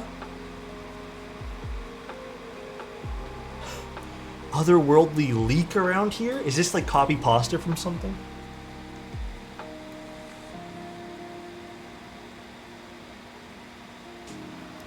Is Simon still here? I think Mr. Simon probably left. I don't know what time it is there for Mr. Simon. The percentage of solder PCB sales, I mean, does that change the board that offers plateless is mounting it? I mean, some people just don't offer it anymore, you know? It's just some people do not offer certain things that normally would go with a solderable PCB, you know? How often do switches go bad? You know, I've had maybe one switch ever in long-term boards just fail. I did have a friend a little while ago. He was playing video games with his, I think he was using Cherry Reds, and he'd been using the keyboard for like 2-3 years. And two switches almost simultaneously went bad, so we had to desolder it and replace them. But I think it just depends. You know what actually, okay, I hate to say this, I'm gonna pause here and really tell you guys, okay? Being serious right now. I have repaired a lot of switches. I'm talking about my own that I have not really had my own. You want to know what the most common problem is with people with switches and why they fail?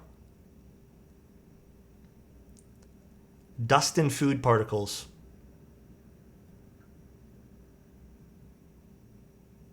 I'm being serious. A lot of the times when I open these things up to check, it's gross.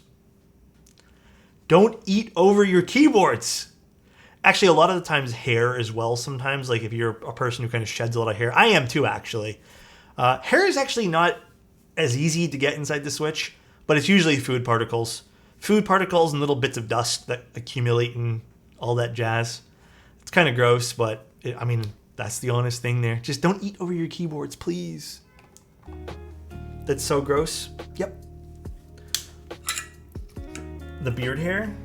Actually, believe it or not, my beard hair is not that bad for shedding. It's mostly the hair on top of my head.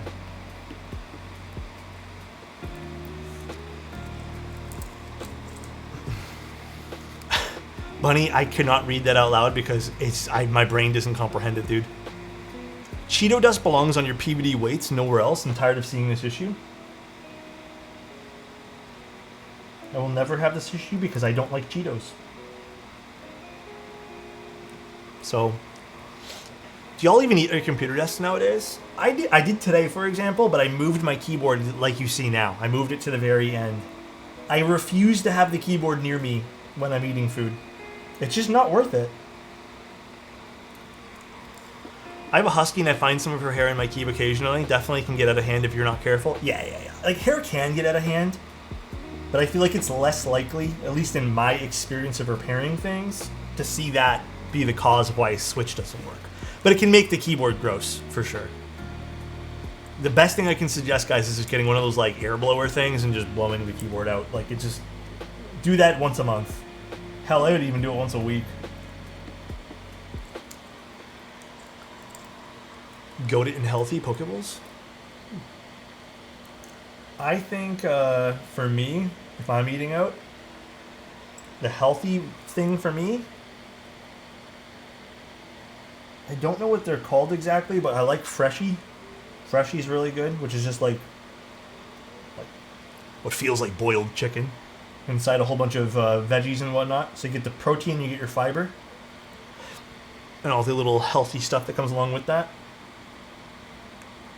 But these days, my healthy go-to choices are like bibimbap and stuff like that. Like a good bibimbap bowl is delicious to me and has like everything that I want inside of it. To be fair, a lot of people aren't using lead-free solder / vacuums, so hey, moving to hot swap is a health benefit. That's true too. I take my boards apart completely and clean them like every 3 months, but I have a dog and cat, so it's hairs. I heard Korean food. What's up? What's up? How you doing, Frank? I mean, that's good that you're doing that, Lost. Taking care of your stuff in any capacity is always a very responsible thing to do, in my opinion. I clean all my cameras every now and then, like, try to do it as frequently as I possibly can.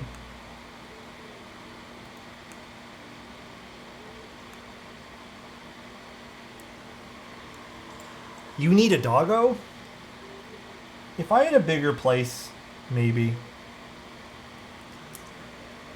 Do you have any problems with key chat? No, not that I've seen in any of my keyboards.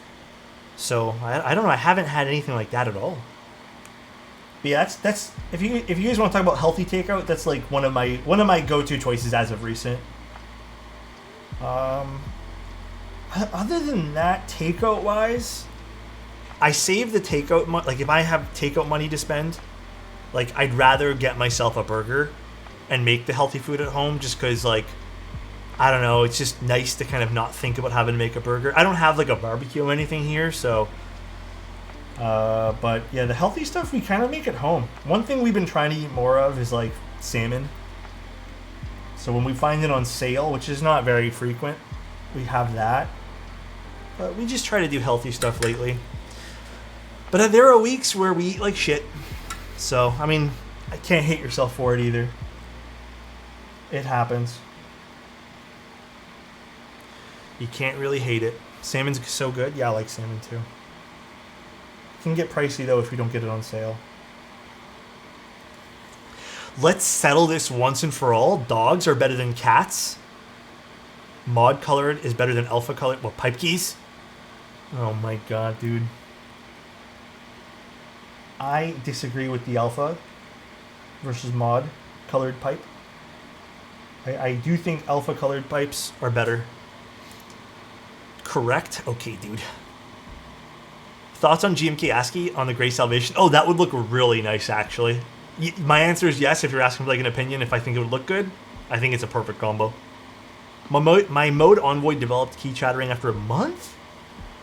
Are you sure that wasn't just the switches? I have not had that happen to me with anything. What switches do you use? For some reason, people in the keyboard hobby are absolutely infatuated with cats and they'll never understand it. I have had the exact opposite experience with people that I know in the keyboard hobby. I feel like I know more dog people in the keyboard hobby than I know cat people in the keyboard hobby.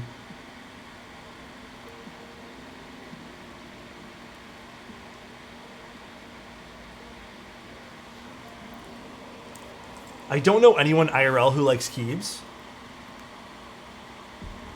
Have you been to a meetup yet? Dude, meetups are so much fun. If I can recommend you guys to do anything in this hobby is... I know it might be out of the comfort zone of many people, but go to a meetup. It's so much fun, dude. You don't have to fly out to one either. I'm sure there's tons that happen like locally for a lot of people. So, I mean, maybe you have to fly out. Maybe I'm being a little bit presumptuous here, but so much fun, dude. Alright, soldering is complete. Oops. looks like we're good here. Let's turn off our iron. I think I soldered everything in. We're good. Big fan. Thank you, Apex. I hope you're having a good day today. Came here from YouTube. Appreciate that, dude. Hope you're having a really good one, man. Thank you guys for all tuning in, by the way. Thanks for the follows, by the way, guys, and the subs. I appreciate it. And the bits.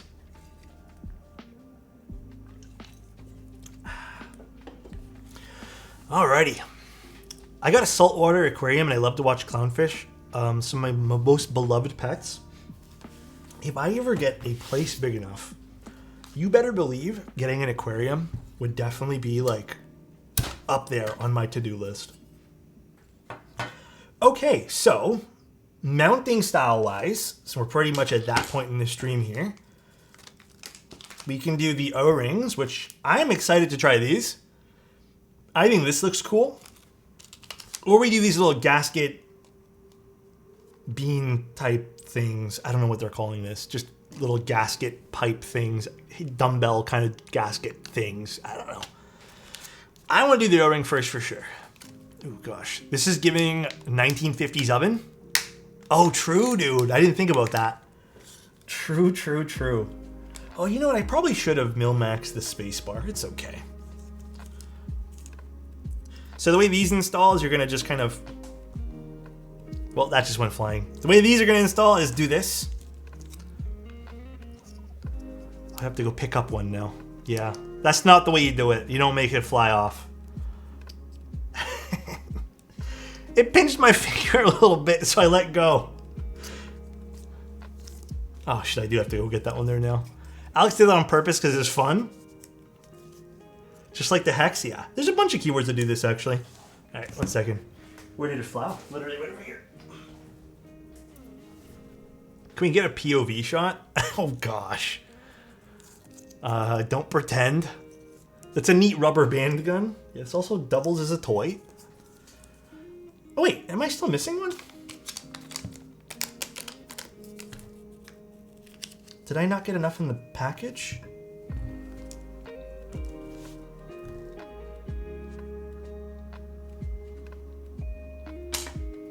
I only dropped the one.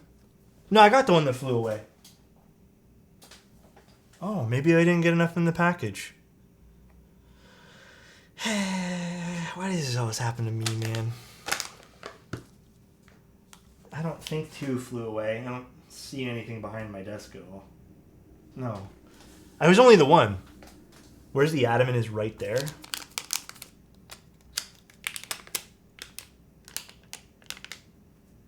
No.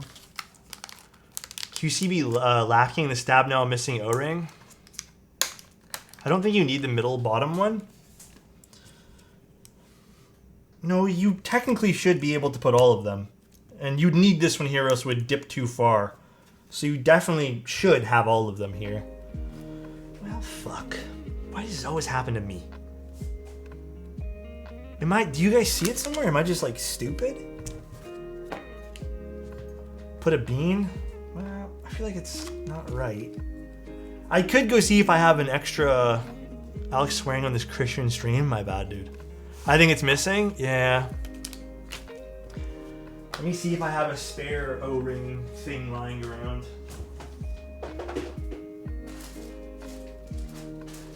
I might. I don't know. Just give me a moment, guys. I'm sorry.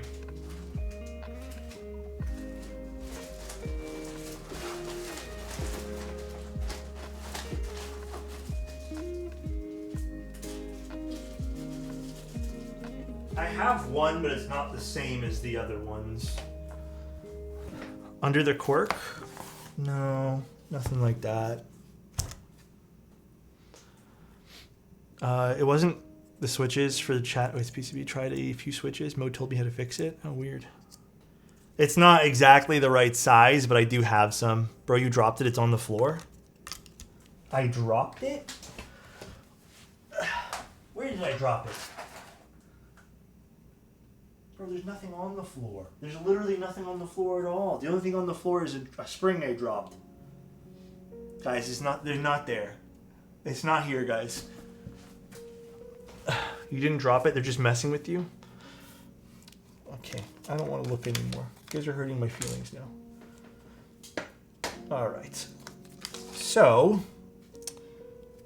unfortunately, I can't really give you guys the best example of this, but we'll just use this makeshift small O-ring I have. Sorry, guys. Sorry about that. I hate when this kind of stuff happens, but I really hope they do better in the QC to make sure they... I mean, they should just give you one extra at this point.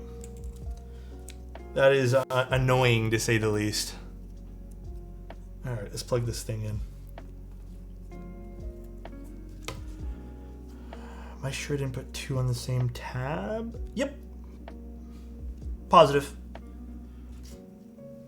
We can blame Adam. They usually give you an extra one? Yeah, it looks like I just maybe got shorted then. I have no idea.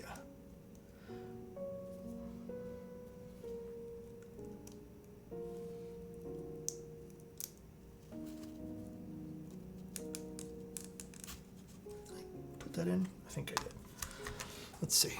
Plug this in. That's unfortunate. It is what it is, I guess. Oh, I guess I didn't plug that in. Ribbon cables, am I right? Oh wait, no, hold on. Is there like a switch I need to do for this? Does it make a weird noise if you tap the plate? What, the other one that we put in? I don't think it will.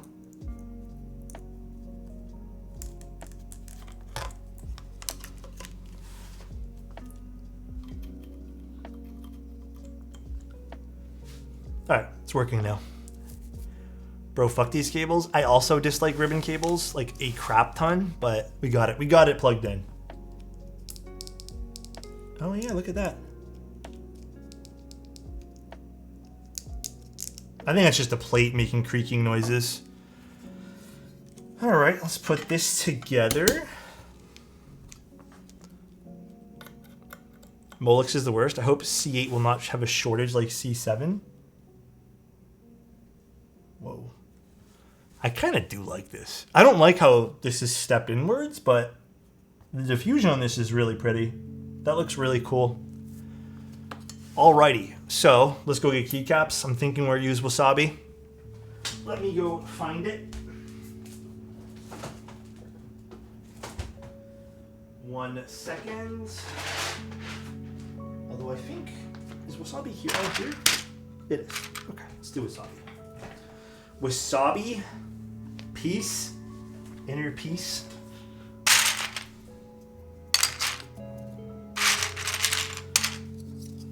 Might have to tune up the stabs a smidge, so bear with me as I put this together right now. Inner piece looks like a mint chocolate ice cream. Oh, dude, mint chocolate ice cream sounds so good right now. Also, out of curiosity, maybe you guys know more, but did no, home does not go here. Did the new Boys episode come out yet? Was that last night? If so, I ended up playing Bloons TD all night last night. Tomorrow? Is it tomorrow? Why did I think it was Tuesdays? Getting my shows mixed up. Chocolatier would look really nice on this too. I just don't have it. I'm sorry, guys.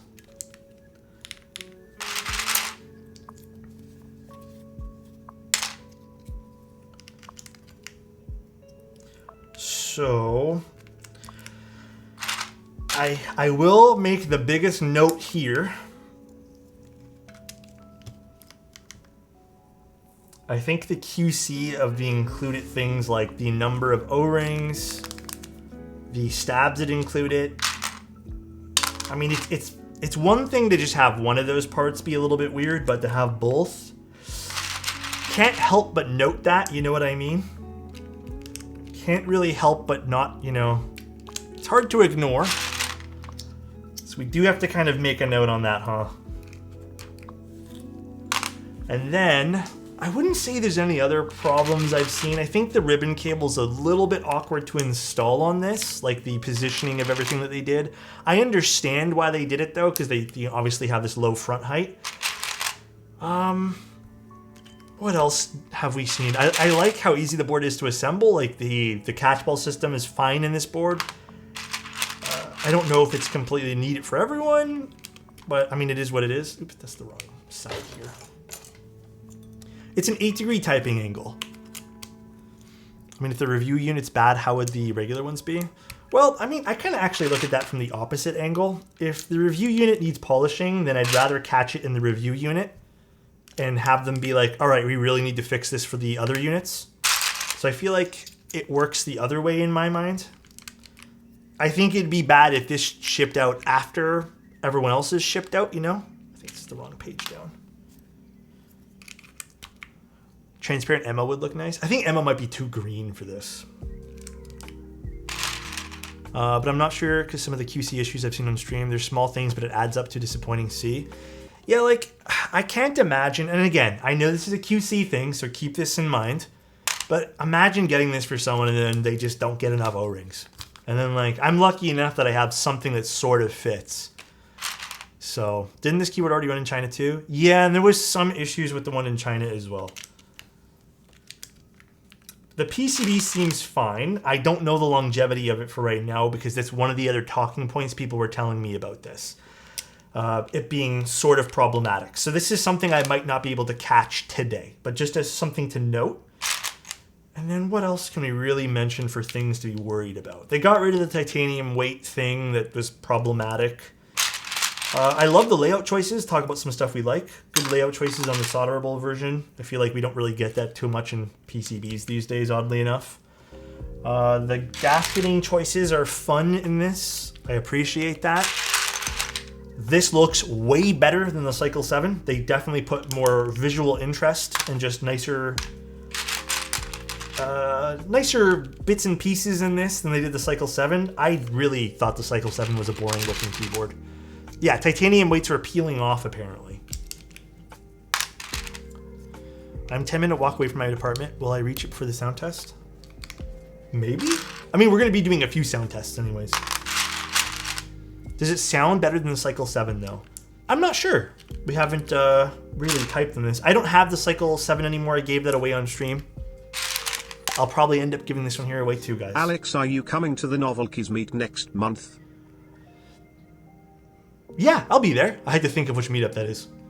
And then I was like, Novelties. Yeah, I'm going to be there for sure. I already have my ticket booked and everything. I'm thinking now, how early of a version is this? I think this is kind of like a 1.5 batch, if I'm being real. Because if this is going to differ a little bit than the one that ran overseas, they maybe are still working out some of the kinks here. And also probably working out some of the kinks of the one that ran overseas too. I'll give them the benefit of the doubt though. And again, ClickClack's usually been pretty good with a lot of this stuff as a vendor. But to see two interesting QC issues, to say the least, is a bit annoying. International will always be better. See, it's a bit of an experimental run, which is kind of sad to hear, you know? The finish of the board does look good. I heard some people in the beginning of streams say they were a bit concerned because they heard some stuff about that. I hadn't heard stuff about that, but the finish of this anno, you know, take it for what you want, whether it's a review unit type thing or whatever. It does seem like it's pretty good. Dude, my camera has been just like not it all day today. I think I must have knocked it around or something.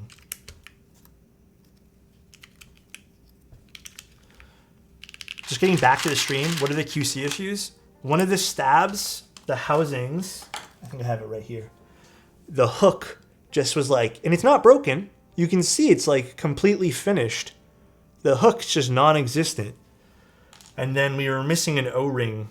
The board just didn't have an O-ring. Like, I know I dropped the one, we picked that one there up, but there's just not another one, and I have nothing on the floor. My floor is pretty empty right now. There was some stuff about scuffed finishes in titanium. Yeah, it was like the finish on the titanium was peeling off or something like that. Did anyone build this board before you? No, this was a completely sealed unit. And this is actually why I don't bother to open the units until stream. That way you guys get the experience of me opening it as well. And if there's hardships with the board, you guys can also see that. So there's no like hiding anything. That is something I'm very adamant on doing. I do not want to hide any sort of like issues with a board. Unless someone knows they're telling me, hey, we missed this, can you please open it up? But I'd rather not like make excuses.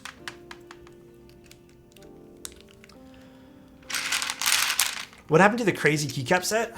It was a little too crazy, I think. I think it might have been just a smidge too crazy. We're gonna bow down from using it right now.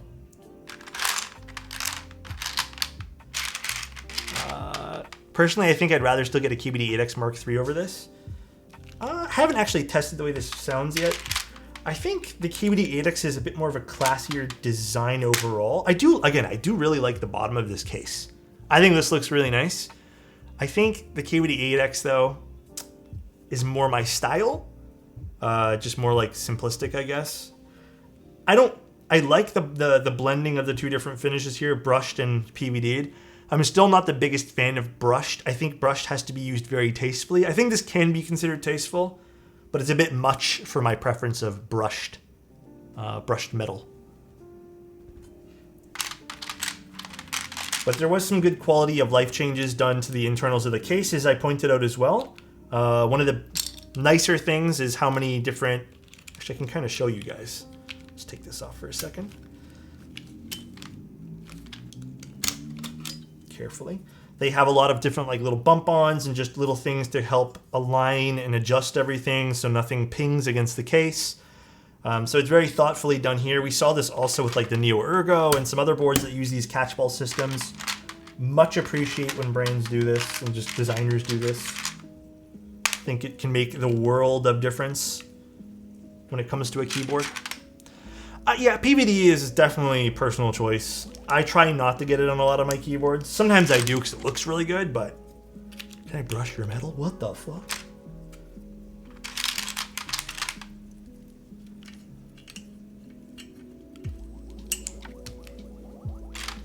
So again, some nice little bits and pieces in here that I think work really, really well. So good for them for adding those. Hey guys, is this alpha or mod? What is this?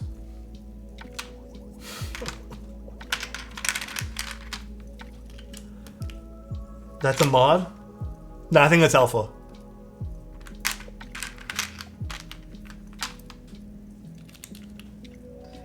Oh man. Oh shoot. I have the rest in number 2. Oh shit. Did I drop one? Fucking dropped one. Where did I drop it to? Oh, right there. I was using these on a macro pad and I took it off. Alex is breaking TOS. It's illegal to use alpha colored, but it's mod colored. What am I missing? I'm missing the number 9. Where's the number 9? Here it is. I'm missing insert, which is where? Insert.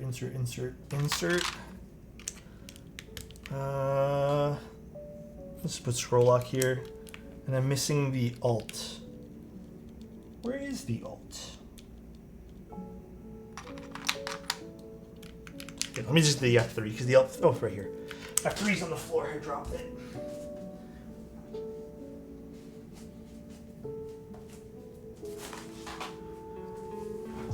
Out of the box with keycaps, the color on color can get kind of boring. I think a brown would have looked really nice in this if I'm being real. It would have really complemented the board, but I don't mind the wasabi on this. I think this looks nice. Shouldn't pause and scroll lock be? Don't worry about it.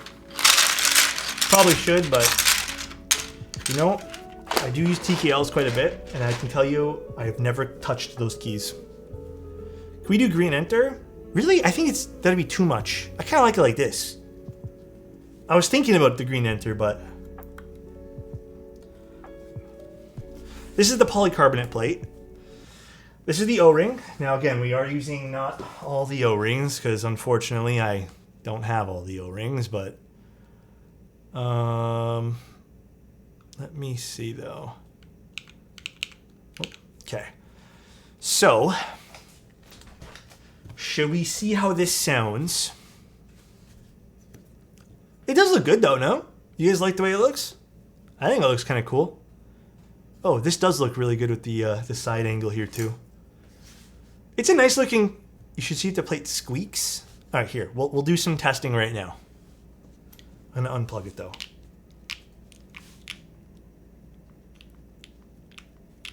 I'm pressing pretty hard to see if there's any squeaking noises.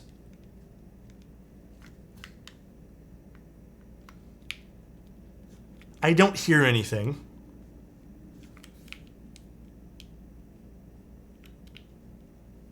I think we're good with squeak or whatever. Ooh.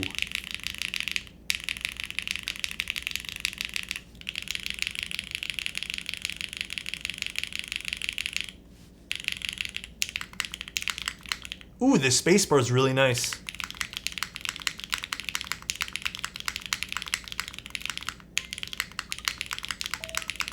There's a smidge of a metally sound to it. A smidge. I'm hearing it just ever so slightly come through. But I don't mind it. I'm going to tune the spacebar just a bit more here. Hold on. Before we go too far, I just want to tune the spacebar just a smidge. Yeah, this is really nice for a PC plate. I think it's also this mounting style that really helps a lot in the long run too. It's a really good mounting style. The mini O-ring type thing.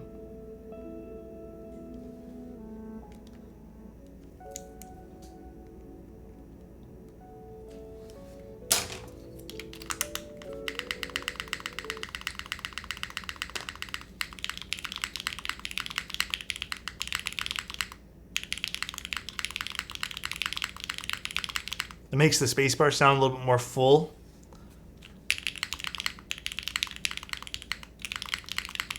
No, it does sound really good. I'm very happy with the sound signature just out of the, like, with no extra things installed to here.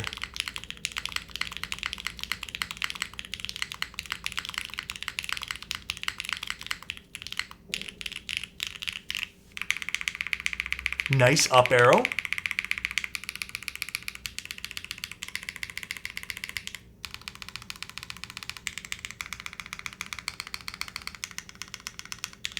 Nice mods.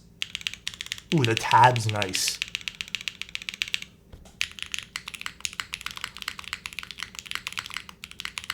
Nah, this is nice. This sounds good just like this. Now, I want to give you guys more of a long term with this too, so I'll do a long term like sound thing with this too. And also just if I have PCB issues, probably I'll report back in like a week and a half-ish. Okay, dude, this is really nice. I'll give it credit here. I think a lot of these little extra pieces you might take for granted, like the side pieces of silicone, these little bump-on things here, they're good. Gasket bean mount? You think so? I think maybe my only gripe with the keyboard, other than the QC issues, is really just this ribbon cable. I feel like this is a pain in the butt, but it's okay. No, this is nice. I really like this. Let's try the next mounting style. Hopefully we have enough bean mounting gasket things. I'm liking this. Too bad about the QC issues. The QC stuff I'm hoping gets corrected. I will be definitely letting them know, but it's conveniently placed. Yeah, there's no, I guess, fiddling around with it in terms of placement, but yeah, it is still a bit of a pain in the butt to put there. I think the ribbon cable is placed conveniently. Yeah. Great stream. Take care. If you guys are taking off now, take care. I will be doing the other mounting style as well as installing this afterwards. Actually, let's open this up now and see what this looks like, because I don't even know what this looks like. Where's my little tweezer thing? Oh, here it is. Would I go with this over the TB8? I think I prefer the look of this over the TB8, to be honest. I think both sound good, though. I don't think there's a right answer sound-wise. Both also felt good. But looks-wise, I think this beats the TB8. But again, very preference-based things.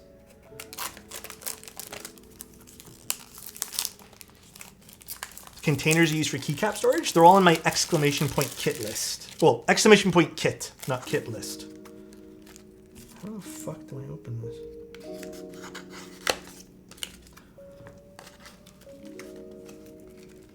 Oh my god, I am like not into packaging today. Is that an X1D? Huh? Oh, X2D. Mr. Teja types. This is X2D. It's a little dusty from today, though. How do you like it? I was using a GFX system. Did you leave Leica? No, I still have my Leica. I was using a GFX system, Mr. Teja, and I eventually decided that just something was off with the GFX colors. And long story short, I used to do a lot of fitness photography about 9-ish years ago, 10 years ago, and I still had all my fitness photography equipment, which was collecting a lot of dust. And a lot of it was like when I worked for the company, we got low wages, but we got equipment like allowances that they let us keep. So I used all of that equipment. I went to the store and I was like, I don't need any of this. And it was almost enough to trade in for the Hasselblad. So yeah, I clean suit all my old Nikon stuff. I had like a D750, a D850, a D4S. All that old Nikon stuff is all gone. I own none of it now. All the lenses, everything, all gone. Could you please weigh the keyboard after assembly so we can get an idea how much it weighs? Do you want it with the weights? So these are the extra weights here. I'm assuming we have to take this off, which we'll do after we do the bean gaskets. But Mr. Teja, this shoots way nicer than the GFX system. Way, way nicer. So I'm glad I'm making this switch. I'll probably sell my GFX system now. I'm sure there are people who would much prefer... Actually, just go this way or this way?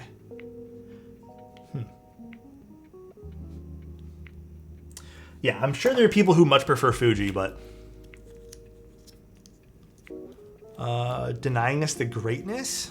Well, that Hasselblad does not shoot video. It's only a stills camera. I count exactly 8 beans. Don't fuck it up. Thanks for counting them beforehand, dude.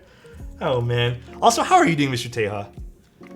Wait, Alex, are you going back to Nikon? No. I think I had all that stuff just because I was like, what if one day I want to go back? And let me tell you, oh, we even have an extra bean. Thanks. I did not want to go back to Nikon. My shooting cameras have really changed over the last few years. So this is definitely like my preferred now. The colors that come out of the Hasselblad are just like perfect for editing. Like so fucking perfect. I always found with shooting Fuji, I'd have to do a smidge of work, but I preferred the Fuji for like taking friends and family.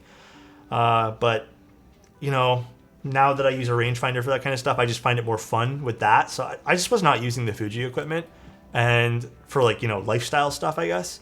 And then the Nikon stuff I have not used in almost 10 years. Like, it's been a long time. Actually, maybe not 10, maybe like 8 years. That stuff there, I was even nervous that it wasn't going to boot up. But yeah, I just don't use it. So I just decided to get rid of it. Funny story though, the wait time on some of these things are crazy for cameras. Every camera industry right now, with the exception of maybe Sony, is like, the wait times are stupid. You downgraded my... What'd you downgrade to?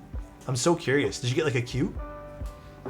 Like this, if I'm being honest with you guys, I got very lucky with this. Oh, you got an M9? Was it because colors? Everyone has been downgrading M11s to M10s and M9s. The Hasselblad stuff was, the lens anyways, the place that I go shop from was like a year wait time. And I got very lucky because the day that I was just browsing a website, I already had the in-store credit for this. But I was browsing the website and I saw it popped up in stock. And then when I went to call them about it, I'm just like, yeah, you guys have this 90x CD lens. Can I get it? They laughed. They're like, we don't have that lens. I'm just like, but I see it on the website. It says it's in stock. I can pick it up right now. The guy went to go check, and apparently what happened, there was like this thing that happened where someone canceled their pre-order. They backed out of their pre-order. This was their unit, and it was supposed to go to the next person. But there was some mix-up in the system where it freed up this unit. So I essentially skipped a very long line.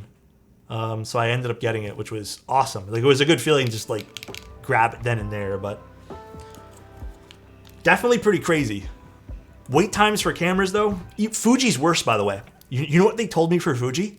You know how popular the X100 6 is? we were talking about it, me and the sales guy, and he told me the wait time was around 300 units. And they only receive at their location. They're run the wrong way. Are they? But it looks like these are supposed to go the other way. Okay, we'll quickly swap them. They told me that the 300 units, it was 300 plus. They didn't tell me the exact amount. They only get 5 to 6 units per month. 5 to 6, 300 unit wait time. Dude, Fuji is killing it, right? I don't know if they're like artificially doing it. I saw someone mention that. I don't know if Macklemore, if they're artificially doing scarcity stuff, but dude, I think we did the math last time I told this, but dude, imagine having to wait that long. And you know what's crazy? I don't think many people are going to do that. I know that some people put in a down payment, which you can probably just get back, but fucking 3 years? What is it, 3 or 5 years for a fucking Fuji? That is crazy.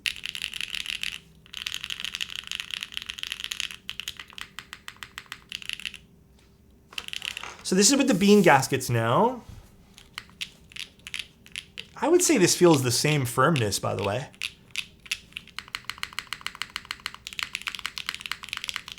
I'm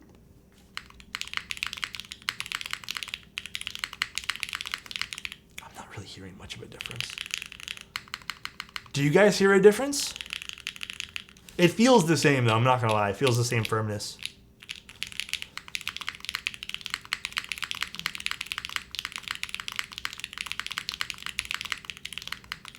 Maybe a little bit deeper. Did you change anything? The mounting from the O-rings to the bean gaskets, Frank. And also, Teja, I saw that you mentioned the EVF, so you don't like the rangefinder system. Do you find it's annoying with the glasses, Teja?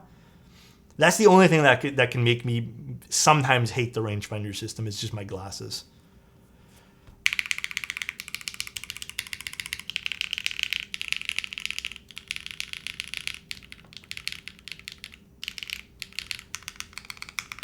Okay, I feel like I need to go back and forth here between the VOD, but does this sound a little bit more muddy compared to the other one? I feel like this does sound a smidge more muddy.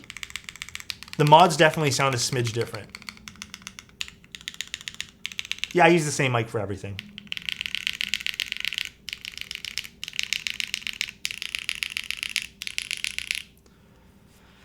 Maybe a bit more muddy? I don't know. The alphas do, but space is better. Okay, I'm going to chalk it up to I think this sounded a smidge brighter on the alphas. Maybe not the space bar. I'll have to go back and check. I wouldn't say there's a big, humongous difference, though. I think I'd be happy with either one of these. So, not like I'm dying to have either one here. I need to get back into photography. My gear has been collecting dust. That's what I felt about the Nikon stuff. That's why I got rid of it, dude. I was like, I need to just get a system that I want. I like the rangefinder experience. I just can't see frame lines. I get that. Sometimes I feel like that. I still prefer the rangefinder experience, though. I think that's definitely my thing. The Hasselblad's been great, though. I just, the controls, like the UI, like the ergonomics of this camera is the best that I've ever used. There's nothing better in my mind. It's the most ergonomic camera. Even though it's big and heavy, it doesn't feel as bad to use as some of the other stuff. I haven't really used a more comfortable one. Yeah, I mean, I did 2 things outdoors with this. I went to the zoo with my girlfriend. I carried it around all day and I had no issues. And then I brought it to some family events and I've had no issues. I think the Leica is definitely easier, but I think it just depends on how you mount it. I do like not the neck strap, but like the crossbody one. I just think it's way comfortable for any camera. All right, we'll switch back to O-ring and then let's put in the weights. That baby lens. Oh my God, dude, it was so funny. It's great that, like, I love when I see people into photography and stuff. It's so cool. But it reminded me of when I was younger. I was so adamant. I remember I really wanted a telephoto lens. And we went out. It was me and my dad, and I convinced him to let me spend some of my money because I was young at the time, like 17, 18. And they were trying to teach me to save. But I had a job. I've been working since I was like 16 years old. And I saved up just enough for my first telephoto lens. It was a 150 to 600 Sigma lens. I bought this thing. I brought it out with me, and it just looks so weird, like me carrying it, because I'm not like a big guy or anything, but it was so funny with me just like bringing this thing around.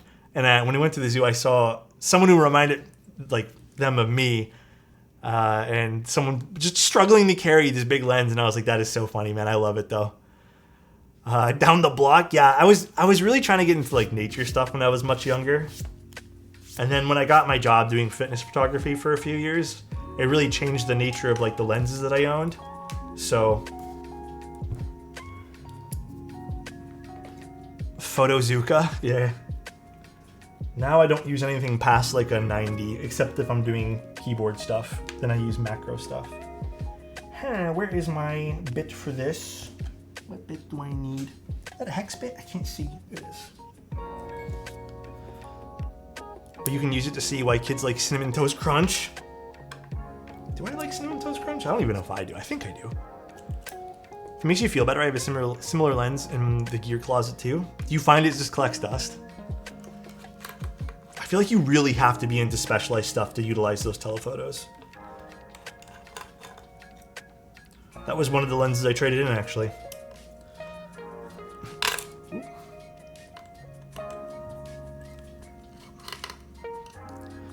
One of the lenses I traded in was a 150 to 600. Then there was also a 24 to 70. What else was there? There was a... What else did I trade in? A bunch of 50 mils over the years that I collected. There was an 18 mil. Actually, I didn't know this, but I had a lens that was given to me by another photographer back in the day. And it was a, was it like a 12 mil or something? It was something crazy wide that I never used. And I think that actually held most of the value for my trade-ins. Apparently it ended up being like not a rare lens per se, but it ended up being worth a pretty penny. Let me lift this up now. Shoot. Oh, so here's the foam inside here. So let's get rid of this and let's put in these. Now, where did they put the screws for this? I guess it's that bag. The weight has some, oh, and I guess that's just some discoloration there. Had some fogging on it, some like spots, but you can just wipe those away with your fingers. Let's see how this affects the sound, if anything. I will die on my hill that a 35, 85, and 70 to 200 is needed for most things. I mean, yeah, I just had everything because like we had an allowance, and like when I was working my fitness photography job, guys, we got paid close to minimum wage, and it was a lot of work. And the way they kind of paid us was with gear that they could write off, right? That's pretty much how that job worked. Probably not the best thing in the world, but it was fun for me at the time and allowed me to have like a bunch of stuff. So they buy gear, then resell it? No, what they would do when I was working there was they would, so if we needed a lens for a specific photography thing that we need to do, they'd buy it for us.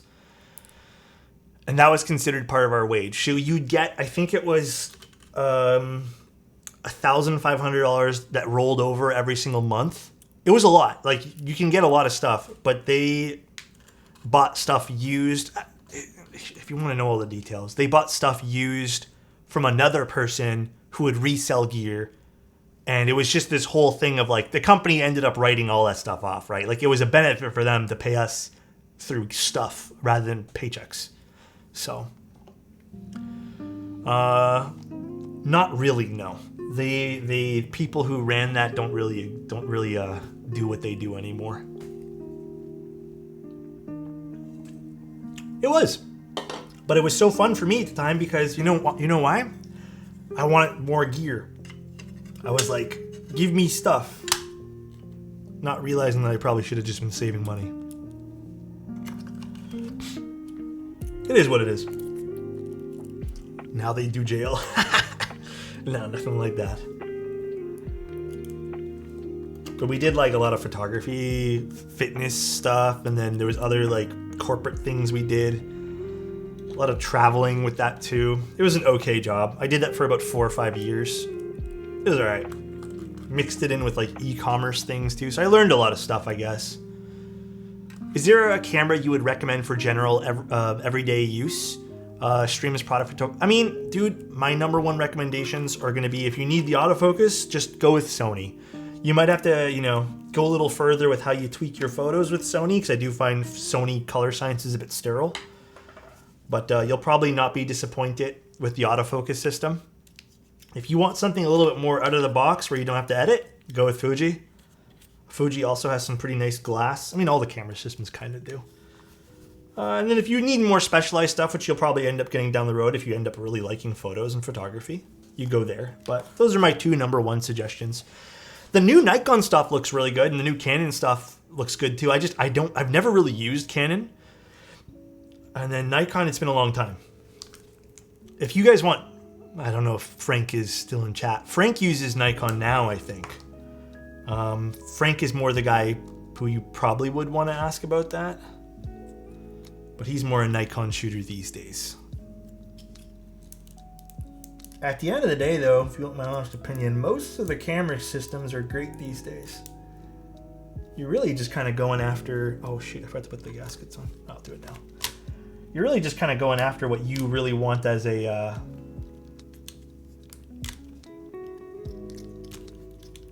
guess what camera ecosystem you really want. You really want to buy lenses. That's the thing that kind of not only hold value in the long run for you, but will probably do you more good. It's getting yourself a good lens. Let's see, did I plug in the cable okay? I did not. Okay. Oh, it just fell right out. That's good. I'm super happy with my Sony a6100. A lot of people are happy with Sony cameras. Again, I'm not the biggest fan of their color science. This is a Sony on the face cam right now, and this took forever to edit like this. Where Fuji, it was more out of the box goodness. Like you didn't really have to tinker with it too much. It just worked. Okay, good, got that plugged in. All right, so here is the test with the O-rings now. With the internal weight. So this actually is pretty heavy now.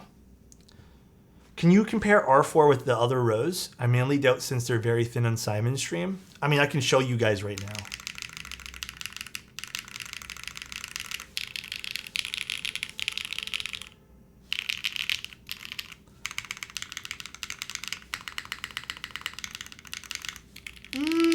A little bit, maybe. Maybe a smidge.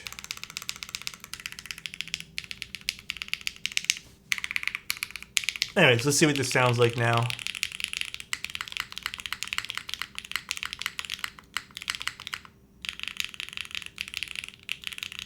Is it weird to say that I think I liked it more without the internal weight?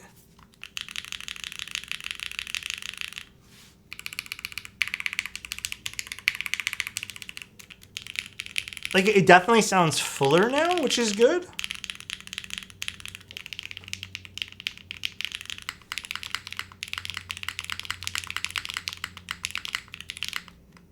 I mean, it still sounds good, though. I think you'll be good to go with either one, to be honest.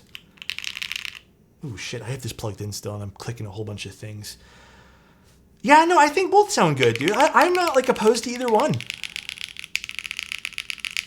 This sounds fuller. Before sounded a smidge brighter and more metallic, which I kind of like, to be honest.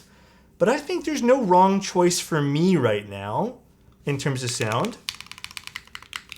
The spacebar absolutely slaps on this.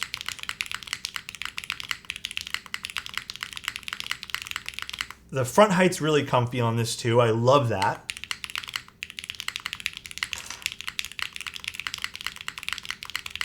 No, this sounds good.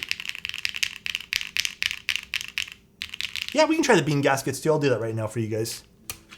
I'm happy with this. It's a good overall sound signature in every configuration that we've tried so far.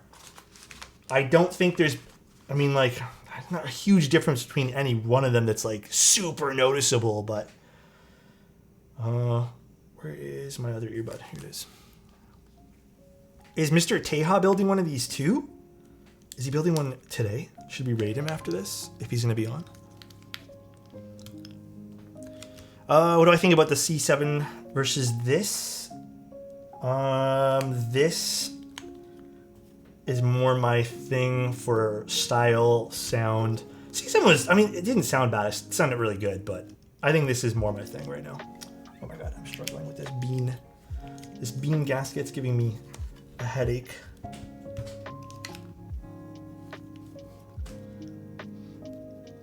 How do you like the switches?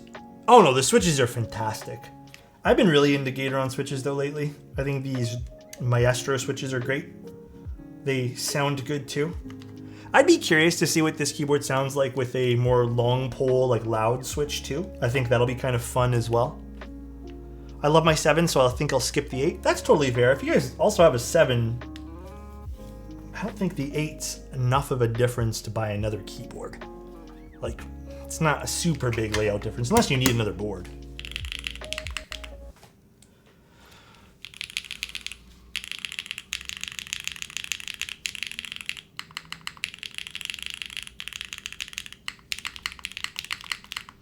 I actually do hear a smidge of a difference with the bean gaskets with the weights. This is actually really nice here.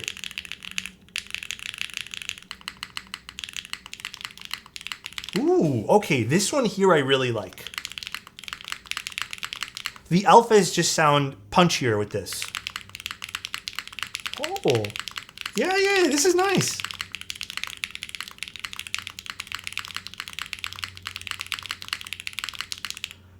That's kind of definitely weird. Maybe it's just the way the sound is resonating with the bean gaskets. Oh. The bottom row does sound a lot better.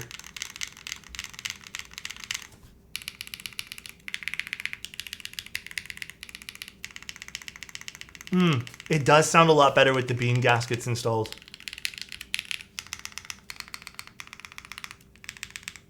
Ooh, the enter key is really nice.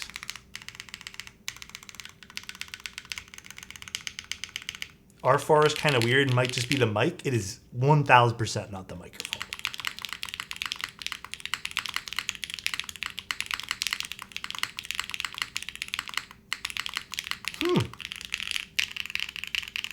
Oh, your speakers? It might be. I mean, it could just be the way that it's being compressed. I don't think it sounds crunchy at all. This is nice.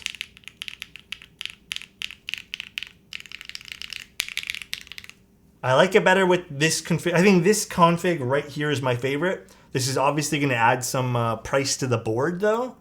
So it's not going to be quite that 165 or 155 price point if you go for the internal weight. Let's take a look at that one more time too. Let me quickly open that up. You know, the lemon colorway is really nice too. I think the lemon would be my color choice if I had to buy this keyboard right now. Once I'm done the content with this, by the way, guys, we'll give this keyboard away. Just because I have so many TKLs right now that, like, it's a pretty board, but it would collect dust, and I want someone to use this. So we'll give this away too. Sorry, 165. Did I say 155? So if we were to add the weight to this, because this is also the brushed stainless steel cover. So also keep that in mind that the one we used today was an additional $10. So this would be 175. It'd be the 175 mark. We didn't get a TKD coating, so let's not do that. And then if you add the additional extra weight, because those battery covers add 392 grams as well, the additional weight, where is it? I don't see the thing here. Brass inner weight? Or stainless steel inner weight, that's what we got. Oh, the stainless steel inner weight was an additional $10, not 16.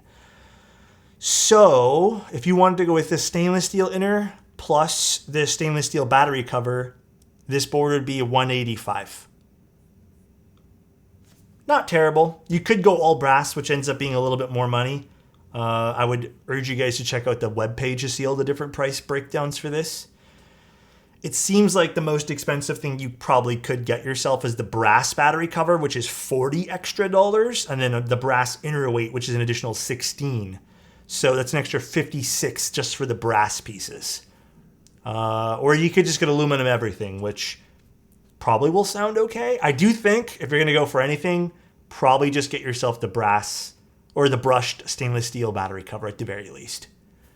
But even with that, at a 175 price point, you know, with the extra cover, the more expensive one, decent little price point. It's not a boring board. I think that's the most important part here. If the CNC on this was like the Cycle 7, I'm going to be honest, I would say this is a bit boring and to go with other things. But they actually gave this some nice character to it. And I appreciate that a lot. There's a lot of like fun pieces to this. They did a lot of good job with the internals. I think the price point works here. I won't give it away this subathon because I have to do content with it still, and the subathon's like in a week, but I'll give it away next subathon. But yeah, pretty good. I think this works a lot better than some of the competitors right now. Again, it's a pretty looking design, which I think helps as well. Not only that, you know, it has some character to the board, has some shape to it. I like it. Kind of bummed they got rid of the full brushed bottom weight. Not a fan of the PVD. I mean, I am not either. This is going to scratch so easily. I don't even know if this is a scratch right now, but like, I don't think it is. No, it's not. But it's just like already fingerprints, dust, everything. Hard to keep these things clean. All right, cool. I'm very, very happy with this. This is an easy recommend, assuming they get the QC stuff down on the things that were missed, being like the stabs, the O-rings. Not a whole lot of stuff that I can say we can truly like hate and criticize about this. I will urge you guys, if you guys are like relying on my feedback for this, give me about a week to use it. Let me see if I can uncover any problems past the unboxing and initial build kind of cycle of this. I'll be writing a longer written review on some findings and just some thoughts. My concern is the PCB, because again, I did hear some rumblings about the PCB kind of So we'll see. What do I think about the LED? I don't like how it's kind of scooped down like this. It's cool, but this is going to collect dust, hair, everything. So you're going to just blow it out every once in a while. It's an okay design. I don't mind it though. I don't think it suits the rest of the keyboard much. Doesn't really make sense design-wise, but it is what it is. It's still kind of cool, I guess. I wet sanded my Tempo stainless steel accent and it came out so nice and brushed. If you ever get some PVD polished, wait, a wet sand. Oh, yeah, you could just kind of do that too, Kush. That's a good point. Really cool. Pretty happy with it though. Again, I'll mention the issues that we saw today to insert sussy come up, blow it out. Hey. Not today. I'll mention this to Click Clack though. But let's go see if we can go raid, guys. I hope today was informational. I hope you guys learned some stuff, or we uncovered some stuff. I hope this made some decisions easier or kind of put you in the right direction. That's all I can really hope for this. That's all. Let's go see who's on. I'm going to be honest, guys. I have to do a few things. I don't think I have time for the Sunday picks. We kind of went a little over than I thought we were going to do today. For some reason, I thought I was going to go hot swap PCB. Don't forget to send out toe picks. Huh? I see Marcia's on. We can go raid Marcia. She is doing... Oh, she's trying some new switches out. I'm down to go take a look at that. All right, guys. I'll talk to you very, very soon. Thanks for tuning in today. I will be streaming again on Friday and then Sunday as well. I don't know if I'm going to throw in an extra stream. I think we are going to do 5 streams this week, so I think we're good. But if I do stream, it'll be a personal board this week. I'll talk to you guys later. Bye, everybody. See ya, and have a good one. Peace out, everyone. Love ya. Wait, did we raid? Hold on, we did not. Bye, everyone. Wait, 10 seconds now. We have to wait. Oh, gosh. This is so unprofessional of me. All right, see you guys. Love you. Bye-bye.